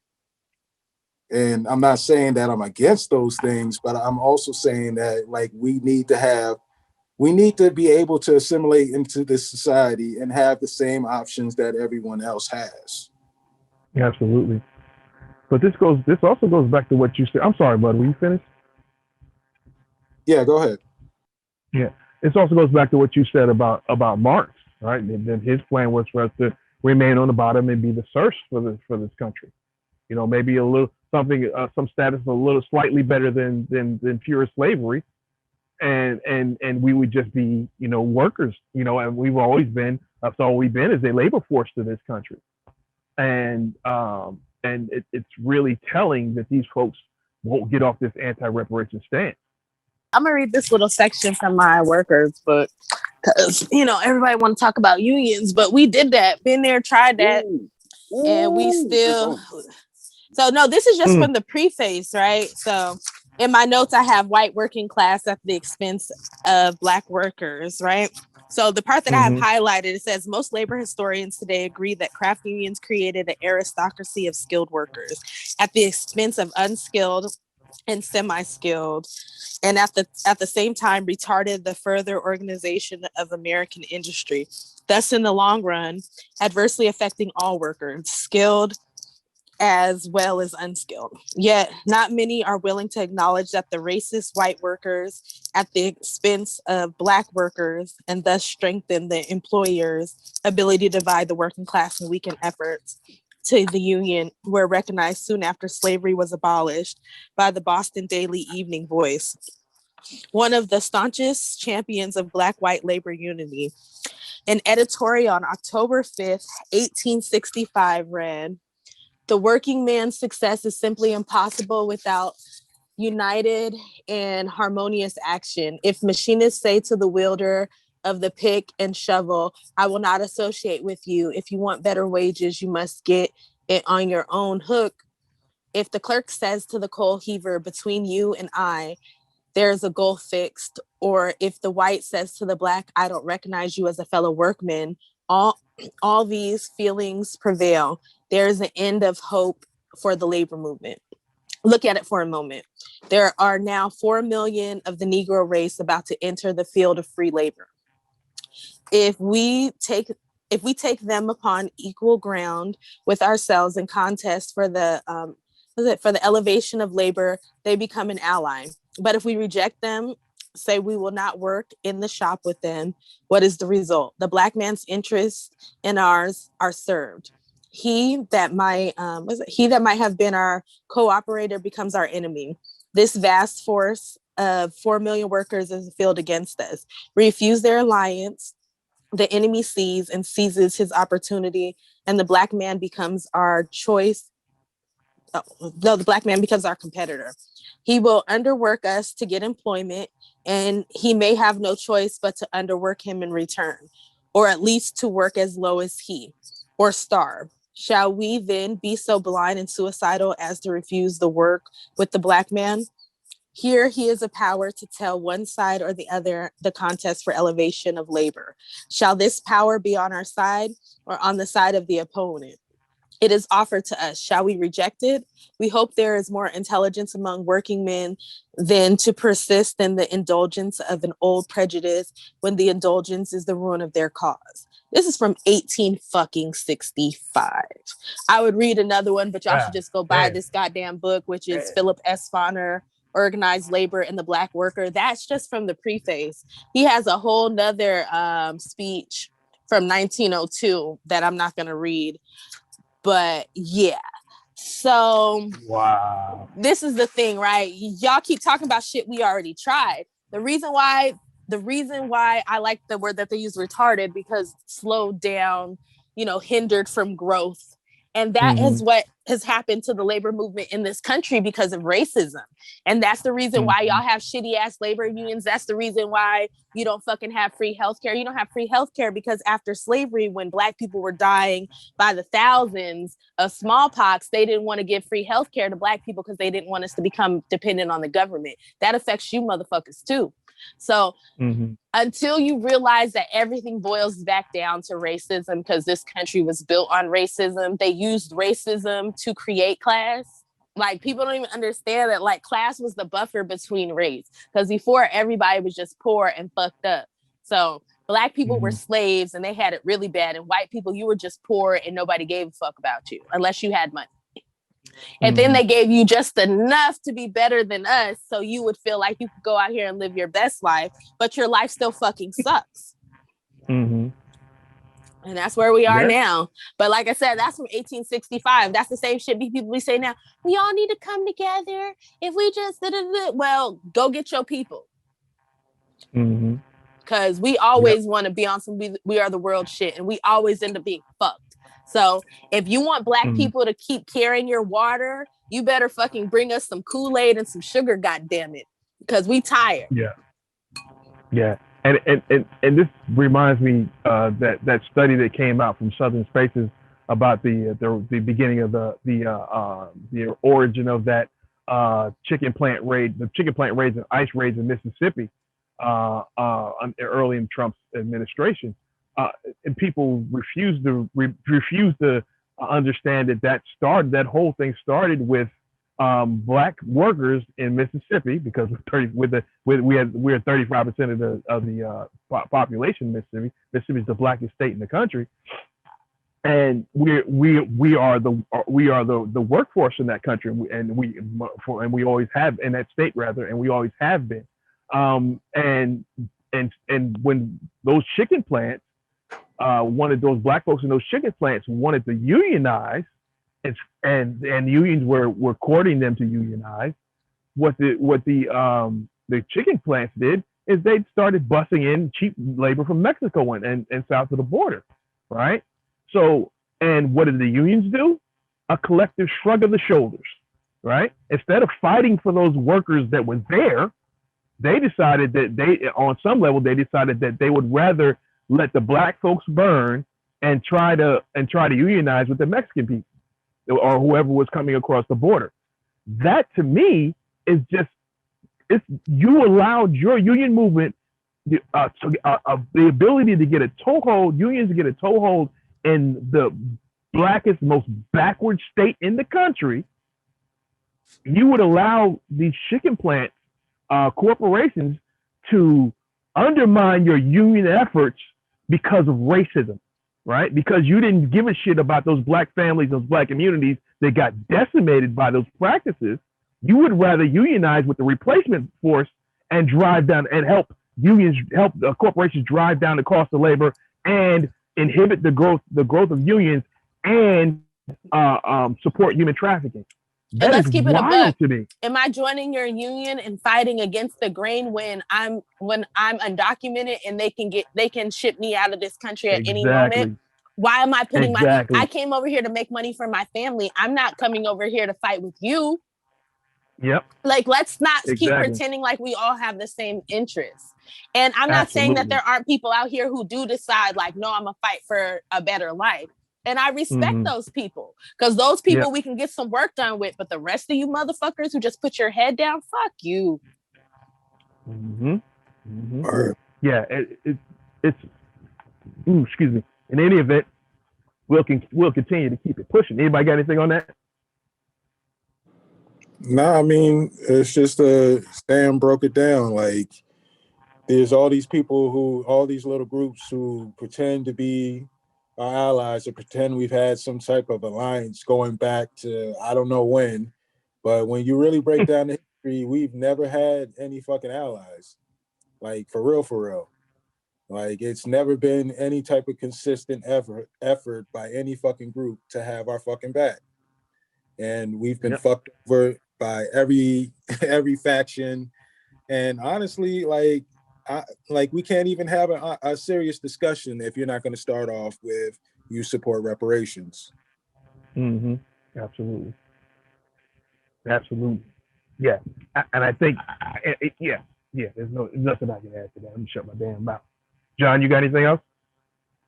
Yeah, man. Because like the thing about the left, they always like to talk about this mystical time when black people, when the workers fought together with black and white. I'm like, when, the 40s, the 50s, 60s, 70s, 80s? When did this happen? This never happened. I mean, at the time when we was building the quote unquote our fake middle class and shit like that, when we say black people was joining unions. So this is the late 60s. So in the 50s and 60s and the 40s, when labor unions was at their strongest points, and even the 30s, like, there was no black people in them unions, man. You watch them old fucking videos of Bloody Sunday was one of the, ain't no Negro workers fighting over, like, it's all a bunch of white people just fighting each other. And I know it was Negroes around, like, the unions was like, Negro, you not getting in the factory, man, I'm gonna kill you. Yeah. So then we fast forward, so then when we start getting a part of the union, late 60s, 70s, the 80s, guess what started happening? De-industrialization. That started happening. Globalization started happening.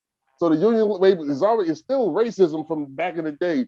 Then so it's not like, what are you talking about? Like, you know what I mean? They like talking about, remember them black workers on the train. It's that black workers on the train made a union and to serve white people. They had a union and shit. FDR like that. They're like, what? Like, what do you? This is what? This is top of Jim Crow. Like, what? So like, and they pretend like we didn't have to make black unions because they wouldn't let us into their white ones. Keep going, John. No, that's basically what I'm saying. It's like, yo, of course we want to be in labor unions. Of course, like Mud said, that's some real shit. Like, everybody, we know that everybody can't be a business owner. We just want to work in the space where we can be ourselves. Like, white people could be. I mean, of course, it's still a worker boss relationship. You know what I mean? Like, but it's a certain type of freedom that you have. Like, when you black and you working with white people, like, I can't just talk like I can't be me for real. Like, I mean, like, of course I'm gonna be professional, but I can't even just exude any type of I can't even just be me as a man type shit. They go, oh, he's aggressive. Oh, he's violent. Sam started wilding out. Angry black woman. Oh, I'm trying to tell you, like it's real like that. So you talking about the labor union, and then on top of that, you talking about, you know what I mean, undocumented legal immigrants coming over here and watering down the lake. I mean, that's just real. I mean, it's not nothing against the undocumented or the illegal immigrants, but that's real though. They watering down the labor union. They watering down the labor movement. Like, you know what I'm saying? Like, how, and MG got some real shit you said, like how you shift your focus from the poor black people that finally start getting a piece of something. You like, nah, you about to align with them, these new people. You know, these new people that got the baggage of slavery or the Jim Crow. This is an easier fight. That's what it's an easier fight. This shit crazy, bro. This shit crazy. It's wild. You could have got them on human trafficking alone. You could have fried them unions. You bringing in legal labor and paying them, and all you had to do was bring in the federal forces and say, hey, we're either you're going to unionize or we're going to break your back and we're going to take you to court until everybody's out of money. But black folks would have benefited, therefore I cannot help you. You know, that's the wild shit to me. All right, what else we got? I'll keep playing. If we have to. He's so funny, right? We saw over him. Than their counterparts in the private sector. Public sector jobs have been and still are a critical lifeline for wealth stability among Black communities. In fact, the public sector has been the single greatest factor mitigating Black poverty, and that's an empirical fact. And speaking in broad terms, there have been 3 historical periods when Black people have made substantial progress economically and in the realm of civil rights. The first being Reconstruction, when protection was granted by the federal government to try to enforce basic civil rights. Important public social programs were established in the South, and even some federal employment was opened up to Black people. And if you're interested to hear more on Reconstruction, we have a great guest for you. But the second period was the era of the New Deal and World War II, where Black workers got a deeper foothold and expanded public employment, and over 1 million Black workers joined the mostly private sector trade union movement. What? But can we not pretend that the reason why Black people got jobs is because they sent the white men off to war, then they sent the white women to work, and then the white women, they ran out of them, so then they were like, well, fucking niggas, here you go. Yeah, am I lying? In the New Deal, I let Mud talk about the New Deal, but good God. Word up. Oh, Mud, go ahead, tell us about the New Deal, brother, please. Sam said it. Like, it is what it is. Like, that's what happened. The war was going on. They had a shortage of labor, and that's when we were able to get in. So yep. I mean, it is what it is, and honestly, and we were left out of the New Deal in the beginning of it. Yeah, I mean, obviously, I think. Well, I guess I shouldn't just assume that the people who are tuned into our show already know this, because we've said it over and over again. But yeah, there'd be new folks out there. Yeah, I mean, we were left out of Social Security. We were left out of the GI Bill. The GI Bill. Mm-hmm. It's just a whole host of things that like happened that like it becomes hard to like listen to these motherfuckers like champion fucking Roosevelt and the New Deal, and then like not speak about how we were kind of cut out of that or fucked in that deal, and how like if anything going forward is done, that like we got to really take an account for the multiple times that we have been fucked out of these programs, and I think we need to be getting especially extra. FHA. Yep. Yeah, we need to get extra. Whatever it is that they propose, we should be like made a priority, and we should get extra, whatever the fuck it is. Mm-hmm. Yep, absolutely. But I guess I think I came to this conclusion a long time ago. But the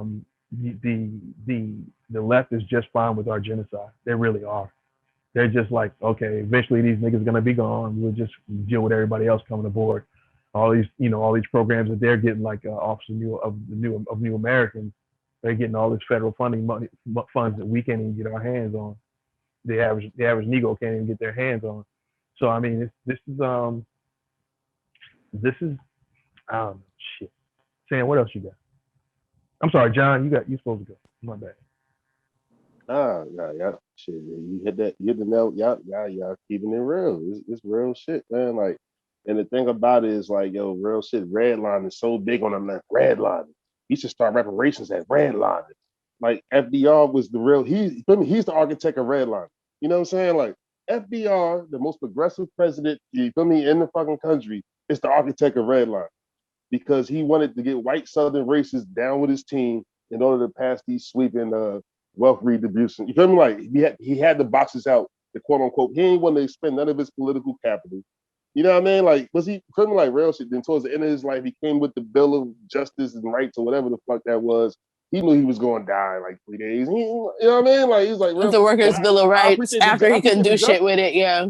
I appreciate the justice though, but he knew he was going to die. Like, he wasn't going to spend no real political capital to, you know what I mean? Like in the 30s to do that. You know what I'm saying? Like real shit. Like, so why the fuck can't the left look at y'all? Look at the right wingers, the neo-libs. Why can't you look at FDR with a clear lens? Like, yo, he started redlining.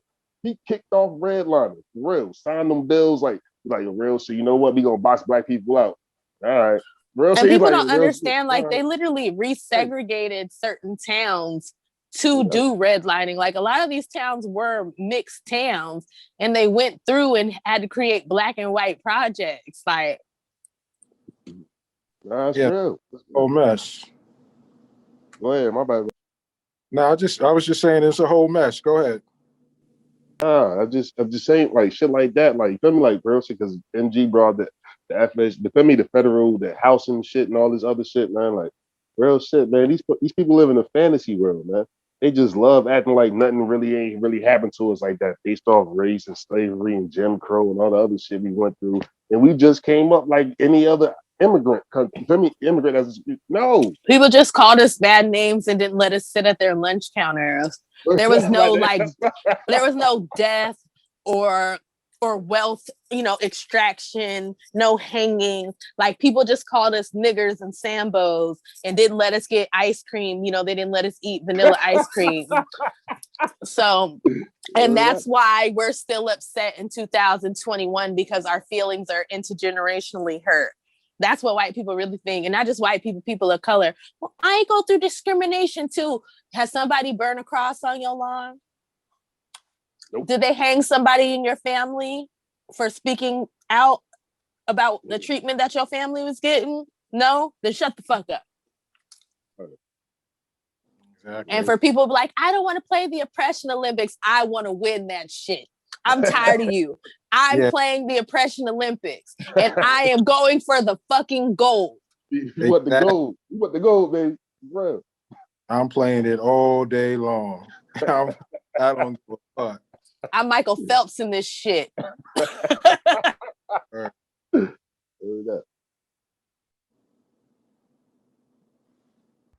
And the third period was, of course, during the 1960s, with civil rights and voting rights enshrined into law, which took vigorous action from the federal government. And again, Black people took advantage of a huge expansion of public employment in the 60s to get relatively secure and well-paid jobs. Notice how during these periods, the establishment of businesses, whether Black-owned or not, did not play a significant role in actually advancing the interests of the majority of Black people. We don't have to go to Black capitalism for inspiration on how we address the crisis that so many Black people are facing. There was another model put forward in the 60s, and that was the Freedom Budget, developed by civil rights strategist Bayard Rustin and union leader A. Philip Randolph. The program of the Freedom Budget represented a complete redistribution of wealth and power in our society. It called for national health insurance, full employment, the elimination of slums with high-quality affordable housing, raising the minimum wage, and more. This program would have, of course, benefited all working people, but we should always be clear that Black people are disproportionately working-class people, more so than whites. This is the model that should inspire us today. And let's listen a little bit to Bayard Rustin talking about the Freedom Budget. The Freedom Budget furthermore says that when you talk about Negroes helping themselves, Negroes are prepared to help themselves. 1/4 of all the Negro poor are not unemployed. They are working at beneath minimum wages. Sorry, pause. That was back in the day, bruh.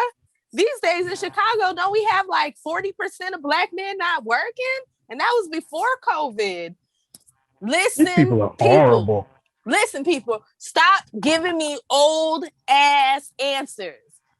Don't show me nobody else before 1999. Let's say, what year did they invent the internet? No, what year did they invent the internet? I'll go back as far as the internet, like 88, 85, 82. What year did they invent the internet? Don't talk to me about no fucking body before they fucking invented the internet. We got the internet. We got all this antitrust bullshit that y'all ain't fucking with. Like, quit talking to me about old ass answers. Like, we got all new kinds of technology. Motherfuckers really don't even need to work anymore. Like, robots can take care of most of this shit. All you need to do is train a few smart motherfuckers to run the robots. And that's just long enough for the robots to learn how to run themselves. Like, that's it. Like, so, like, can we stop sitting here pretending like the dude who kept saying, well, have you read From Here to Equality? From Here to Equality? And he also talks about how white moderates ain't shit, and you one of them, you fucking white Brazilian. I don't give a fuck. No, that was Where Do We Go From Here? Where do we go from here? Sorry, where do we go from here? What was I saying? I'm sorry. I lost my... You hear From Here to Equality. Oh, yeah. Sorry. See, Darity's you on the one, brain. though. No, Yeah. sorry. I'm sorry. Yeah. Where do we go from here? Was that chaos? Where to go here by Community? Martin Luther King? Yeah. By Martin Luther King, yes. But this Yeah. dude kept bringing that shit up. Well, he said UBI like 10 times, and he also said white mothers ain't shit. So fuck you and quit I cherry sent him a picking. video when he fought for reparations. Got to skip over the whole video. Fuck yeah, he did, bitch ass. Talk about, well, I'm a descendant of slaves. You are a whole salty. Like, I'm just gonna need you to keep that a buck. You ain't got a Negro nose. You ain't got Negro first the feature. You are a whole fucking white man. And in Brazil, you are a whole fucking white man. Quit playing with me. Because Brazil is colorist like a motherfucker. You are a white person. Don't play with me. Don't play with me. I swear to God, man. Y'all get on my nerves. I swear, y'all just drive me. Yeah, that's why I had to block his bitch ass. And then he brought in stupid bitch Becky coming in right behind him acting stupid. I was like, how the fuck? Where do these fucking idiots come from? Gang. Canada.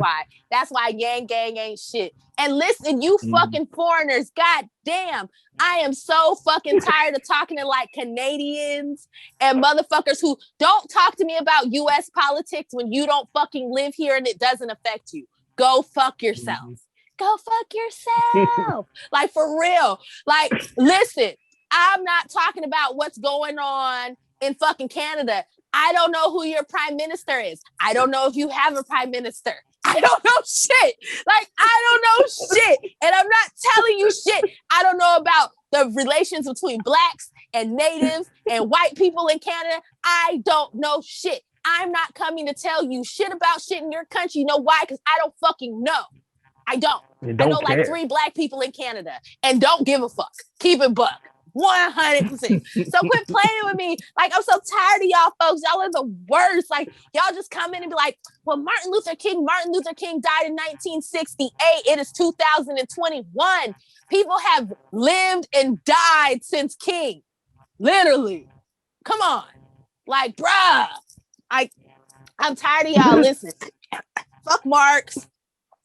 Fuck all this old ass shit. And I'm not saying you can't learn from the past, but y'all don't want to learn from it. Y'all want to relive the shit. The shit that, if King's idea was such a great idea, why did the motherfuckers kill him? Why did the government kill him? Like, if white people thought this was such a great idea, we were going to do all these great things, why didn't white people get in the street and riot and tear this country apart when King died instead of black people? So, yeah. Y'all obviously ain't there yet neither, but y'all ain't got no ideas. That's what I keep seeing. What I keep seeing from being in this space is just a bunch of people who are unimaginative and have no ideas. And that is fucking pathetic. And that's why this country is terrible and it sucks.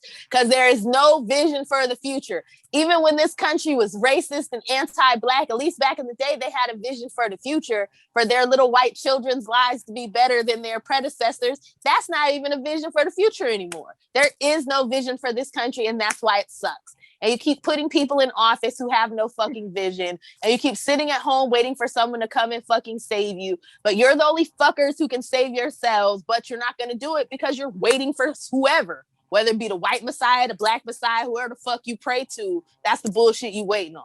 I'm sorry, I'm done. I was on one. That shit gets on my nerves. I'm sorry, motherfucker. General strike, goddamn it. Nigga. General strike. Fuck it. Nobody go to work. Fuck it. You know break what? This bitch. It just occurred to me. They are, one of the reasons why they're floundering is they were dependent on Reverend Barber and the Poor People's Campaign. Reverend Barber is now under Biden's umbrella. They are fucked. They are fucked. It's hard out here for a pimp. Oh, they are so fucked. Oh, I'm gonna sleep good tonight. That is. Oh, you're so funny. So awesome. Nice warm blanket. Mud, talk to me, man. Shit, I don't got shit. Sam said the whole, like, damn, she gave the whole guy. Gotta quit letting Sam talk first. She's tired. We like the collection plate done been passed around a couple of times. We're ready to go home now. Let's go. Now we gotta pass around the building fund. We ain't done yet. We gotta pass around the building fund. She got the spirit going. That's what you trying to pass it back. Put more on the pot. That's where the building fund. Okay, we got like what? We got a minute and 56 seconds. So let's just play this Well, out. let John go. Let John go. You got anything left? Go. Oh, nah. If you got something, go ahead. Nah, but yeah, but like real, like you right though. These motherfuckers, they'll have no vision for the future, and they like jumping in the time machine and talking about when times is way worse with black people. Like this is what we need to do. Like, we need to do what we're doing Jim Crow. I'm like, yo, what are you like? What? Like, no, matter of fact, nah, fuck all that. Erase that. I mean, slavery time. Remember in slavery time when they was talking about Marx? I'm like, yo, bro, what are you talking about? Like, you're not learning from what the fuck they were saying and trying to apply it, at least in the 60s and 70s, but they were doing and learning from what the old shit and trying to apply it to a new future. They're not doing that. They just want to take us in the time machine and take us backwards, you know what I mean, to the FDR days when we was getting hung in the height of Jim Crow. I don't want no FDR days, bro, when I can't get Social Security and I might get castrated for looking at a white lady. Y'all niggas crazy. Shit, no, not even looking, being accused of looking at one. Word up, walk past one. If he looked at me, kill him, and I'll be dead. Like, come on, this nigga's crazy. These people crazy, bro. That's it. That's all. Thank you, John. I think you don't want to go back to Birth of a Nation. You don't want to go back to those days. No. You don't miss the good old days of black capitalism when white people used to come in and fucking hang you and burn down the town. But black people had businesses back then, right? Like, why are you hating? Oh, yeah, I think we all can count on blessings that there's no recordings of Frederick Douglass they can pull out. I think we can all right, let's go there. Okay, here we go. We're gonna finish this out. They are working at beneath minimum wages in the cotton fields of Mississippi for $3 a day. In houses as maids as $8 a week in Montgomery, Alabama. Help themselves. Now we want a $2 minimum wage so that Negro people who are working and deserve a decent wage shall have it. Now you'll say to me, but Mr. Rustin, my father owns a little store and he couldn't possibly pay $2 minimum wage. If he owns a tiny little store, you're probably right. I want to help him too. Oh, I want to help everybody. If we can subsidize Mr. Rockefeller's and Mr. Harrington's railways for billions of dollars, and if we can give farmers billions of dollars because they don't plant, or because they plant here, or because they burn this crop and save this one, then I am for a $2 minimum wage in which those employers who cannot afford truly to pay it receive subsidies from the government in order to pay it. I am not for brutalizing the poor small businessman. I am for helping the worker who is exploited. And if to do that, we have to help the small businessman, amen. So let me be clear here, because I know I might be sounding a little bit harsh. Would it be terrible to have more Black-owned small businesses? No. If you want to go out and support Black-owned businesses, fine. But let's not pretend this is going to really improve the conditions most Black people face. Only by expanding the public sector, expanding high-quality public employment, and reviving the trade union movement can we do that. I'm so glad that's over. First of all, fuck that dude. Yep, 100%. What a big. Go ahead. With a railroad tie. Yeah, I think this dude, man. I you know, this whole would it be so bad if we had more Black small business? Man, fuck you. We don't care what the fuck you think or want for us. You obviously don't want shit for us. You know what I mean? You're not talking about our repair. You know, you mentioned all this shit about how we were fucked over, but you're not talking about how to make up for that. You just want to erase history, except for the pieces you think you can use to coax this onto your side. You just want us to forget about all that, you know, forget about your problems, and keep it pushing and jump onto your bandwagon. But you're not talking about fixing shit. You're talking about us he on some Jungle Book cemented shit. To the bottom. Or no, yeah, what is that? No, that's Lion King, right? That Hakuna Matata shit. Yeah. we call him and Anna Timon and Pumbaa. Yeah, for real. We won't say which is which. I'm gonna leave that alone. There's a lot of My bad. John, what you got? Nah, Mud, you got something, cousin? Nah, I ain't even touch you. I was gonna say there's a lot of coon in his matata.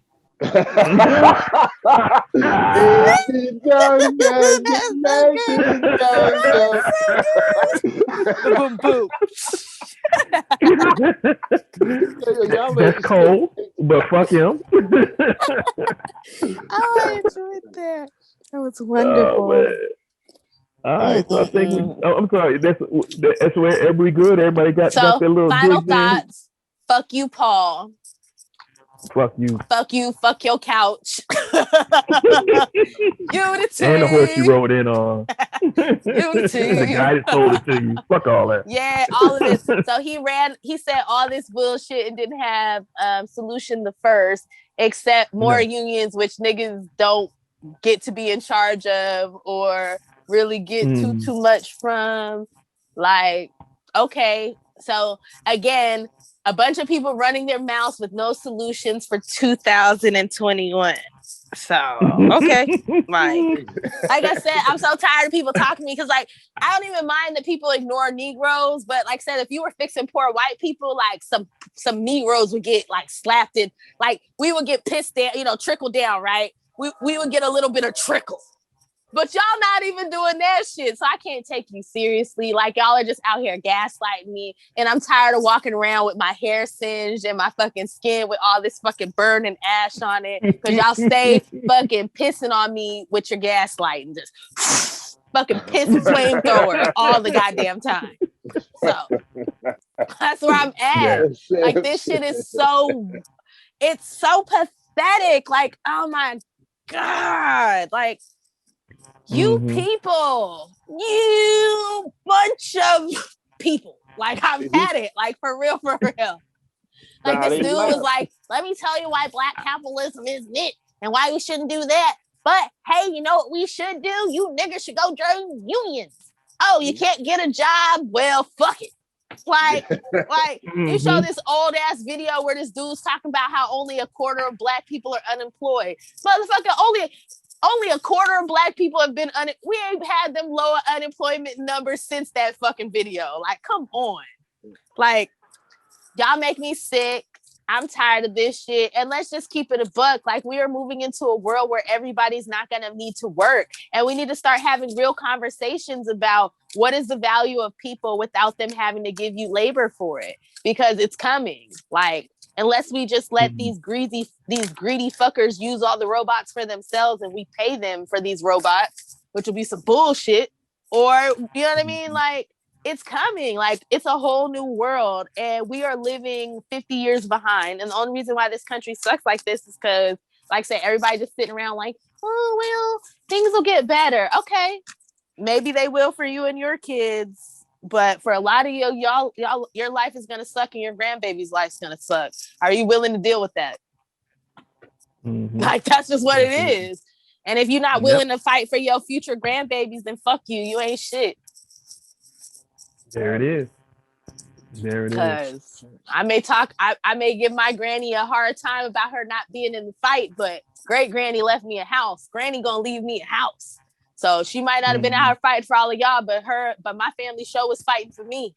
Y'all got that? Like, so if not, we got to get out here and fight for each other. But like I said, people like this dude are a problem. He didn't present no fucking solutions. He's just like, this is what's not gonna work. We already know this shit's not gonna work. We said this shit a year and a half ago. And you're boring as fuck. You're so goddamn dry. Like, even like, and upcoming next. And I'm a history teacher. I feel bad for your students. Oh my God. Teachers like you are the reason I used to fucking draw on my arms in class. Like, fuck you, you boring ass motherfucker. You're so boring. You're so boring. He's boring. Boring. I'm sorry.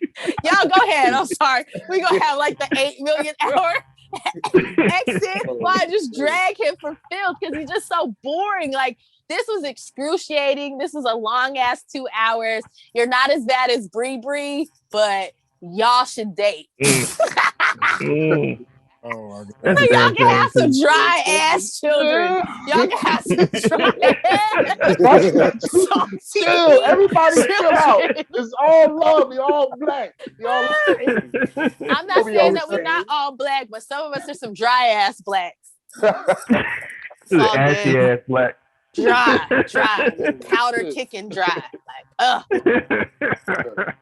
All right. But go ahead, what y'all got? Thanks, Sam. What's up, John? What talk to me, man? Nah, hey, Sam, chill out, relax, all right? Chill, man. Like, god damn, like, you ain't got to. That's another episode. That's another chill. But this shit right here, like, what he like, his whole argument started like he was using black capitalism basically as the face of like American capitalism as a whole and shit like that. So he's playing, and it's fucked up. Like he's playing Malcolm X speeches about like, you know what I mean, like being able to have autonomy in your community in the 60s and shit like that. You know what I mean? Like he's playing these speeches as like the nigga sound like a right winger. You know what I mean? He sound like a right winger. Look at this. Look at him. Then he play his fake film like so. It come back all the way around to the film. This dude he just played. This dude that he just played. Obviously, he has left-leaning intuition or whatever like that. But even he said, like, yo, if we could subsidize motherfucking big businesses, we could subsidize. At the end of the day, like, of course, my main focus is the worker, but we should subsidize black businesses, though, small black businesses. You know what I mean? Like, when his whole shit was to demonize small black businesses to get us on some old black business ain't shit. This the game. He playing the game and shit right now. Like, what are you talking about? You know what I mean? Like white folks are gonna give up their family business when their utopia appears. Like John talks about this all the time. John talks about all the time about how they say they want socialism, but that ain't real socialism. Tell me again, John. It's not real socialism. You want people to own, feel like real shit. Like you feel me? Like you want to keep your shit intact. Like you know what I mean? Like you want to be able to subsidize like your shit. Right, like of course, like it's really like real, so like it's basic human needs. Like you're not talking about real socialism with the workers, where everybody in Walmart got an equal say in what Walmart do. Like, come on, man, you're not talking about that. You're talking about the Walmart workers having a place where they can unionize and have a say when they go to the CEO. Like on some real shit, you're not talking about getting rid of the boss. You're talking about giving the workers more of a say in they tell me how they work and what they work and what they worth and whatever like that. You're not talking about getting rid of the boss. You act like you're talking about, but you're not. Because you want to be a boss. Like you want to own your, you feel me? Like you want to capital what and have your own shit. But take care of your peoples, but have your own shit. Like you're lying. You're lying and you're trying to get black people because you know we hurting, you know we don't got nothing. So you like your real shit. You feel me? We gonna start from scratch. But everybody else gonna keep the, but like y'all said, like Sam, what y'all said, y'all gonna keep that shit from the beginning. We gonna start from scratch though. We gonna keep that wealth left over from the beginning though. You know, and then it's gonna be a new cycle. Like, yo, what the fuck is he like? Real shit, like, and then his overall goal was like unions, public sector jobs, more. Like, yo, you gotta go to the government, but you ain't say nothing about reparations though, right? You ain't say nothing about repair in the specific black policy for us, right? You know what I mean? Like, they ain't. You feel me? The goal is to get everybody something. That's fucked up. That's all I got to say about this shit. This is some bullshit. J. Cole, little brother, J. Cole, make a song about this nigga. Get him out of here. Get him out of here. Yeah. Play him like Little Pump. Play him like Little Pump. Get him out of here. Out of here. It just occurred to me that this dude is like, he's like those dudes, those street harasser dudes, and you know who would talk to a woman, and the minute they don't get what they want, they turn to violence. You know what I mean? That's what these people remind me of. You know, we turned them down again and again, and now they mad. Fuck you, ugly ass black bitch. capitalism ain't shit. You ain't shit. I know you wasn't shit. Your mama wasn't shit. You know, I said you look good, and I would have took you. Nobody wants your ugly ass. I get bitches like you all the time. This is what they're like right now. They're working through some shit. You know, and all their plans to attract black people have imploded, absolutely imploded. You know, because they don't speak our language. They don't understand. No, and they don't want to learn it. And they don't care. No, absolutely not. And now it's coming out, and these folks, and they're getting further and further away from power, further and further away. And it's sad on one side, and the other side of me is like, well, fuck, you get what you deserve. You get the politics you fight for. You know what I mean? All right, Mud, what you got? Sorry. Yeah, I mean, I just want to agree. Like, I don't understand the strategy behind this. Like, strategy. Yeah. The only reason why they would continue to bring up Black issues, even though they want to ignore Black issues, is because they realize they need our support. Mm-hmm. So the idea would be to like find something that is going to galvanize this audience that you're trying to target. This ain't it. I don't know what this was supposed to be. I don't know why they think like doing these things over and over again is going to like attract a Black audience, when this is only going to speak to the white people who want to ignore our issues already. They want to pretend Ultimately, like absolutely. they want to pretend like they're our supporters. They want to pretend like we're in the same fight together, but they don't want to do anything that's actually going to involve us. They want to have these like token people, and especially these racially ambiguous, I don't know what's going on type motherfuckers that they be finding. You preaching. Thank you for throwing that out there. Racially ambiguous. I was like, this dude looks like how my brother would look if he had bad skin and was less attractive. Crooked head. I'm sorry. Go ahead. Go ahead, You man. ain't shit. Y'all ain't shit. But really, it's this thing where like they think they're maxing out diversity by finding these people that like fit into a bunch of different boxes or could fit into a bunch of different boxes. And if those people are saying that these things that they want to hear, then obviously it must be the most progressive thing. Mm-hmm. Yeah. And it's a whole bunch of bullshit. And like what it really comes down to is the shit we've been preaching this whole time. You're not going to get Black people on board unless you come to us and be for real about doing the right thing as far as reparations is concerned. Like we're in a mess and we're like bleeding out of everywhere. And the only thing that's going to fix it is a big fucking program that is meant to transform our lives. Yep. And without that, you won't get us. Yeah. Yeah, and those are all excellent points. But I'm gonna leave y'all alone because it's time to go. You listening to Reset? Oh no, we. All right, Sam, you got anything else? No, I think we're good. We said what we had to say. Like I said, this dude didn't really have anything. He didn't really bring anything to the table. Like I said, I'm bored with these not people. Even a personality. Like, oh my God, they're so dry. Like, oh my God, I hate this YouTube world where any dry ass person can just like get on camera and just be like, hey, I'm dry, but I'm backed by white people. So here you are. Enjoy your saltines. Like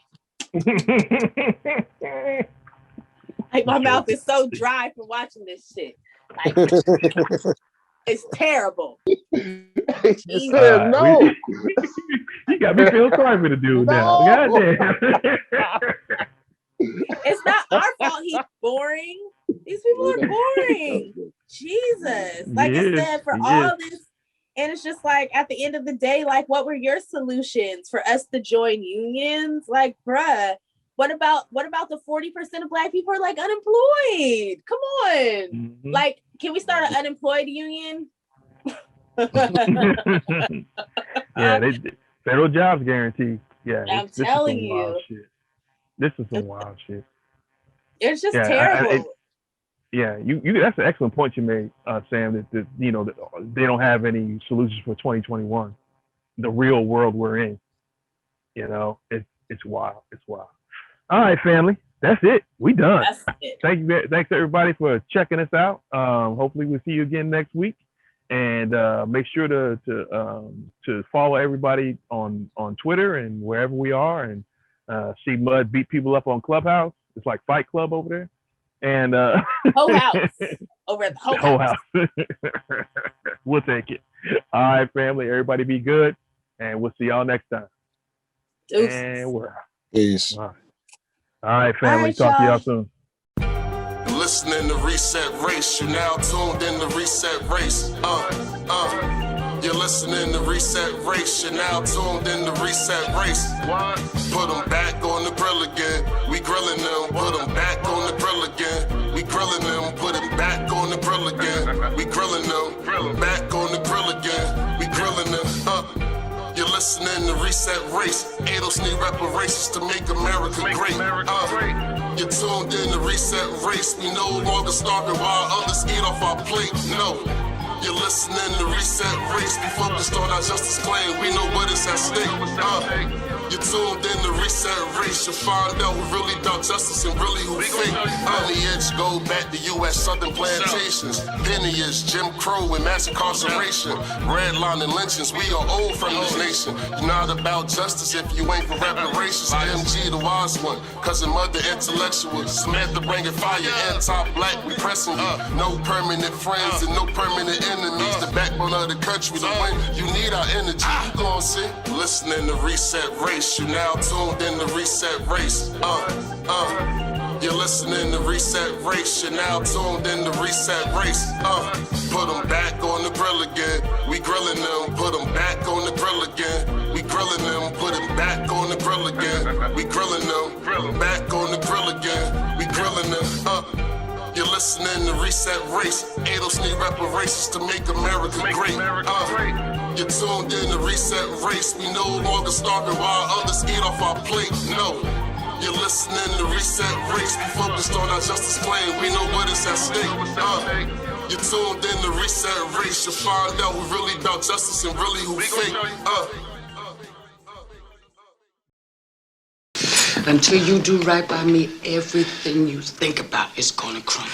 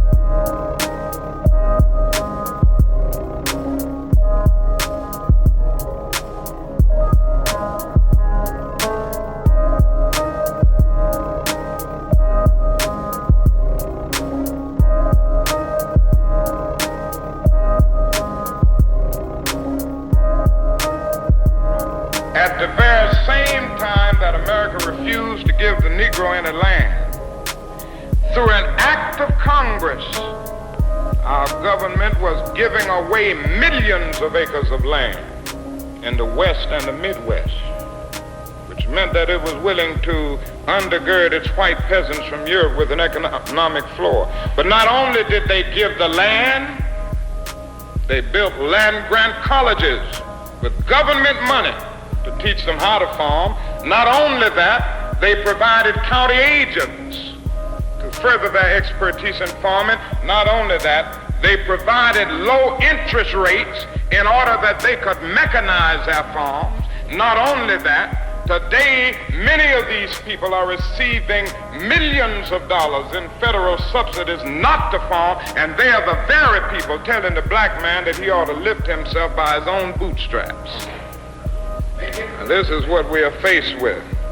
And this is the reality. Now, when we come to Washington in this campaign, we are coming to get our check.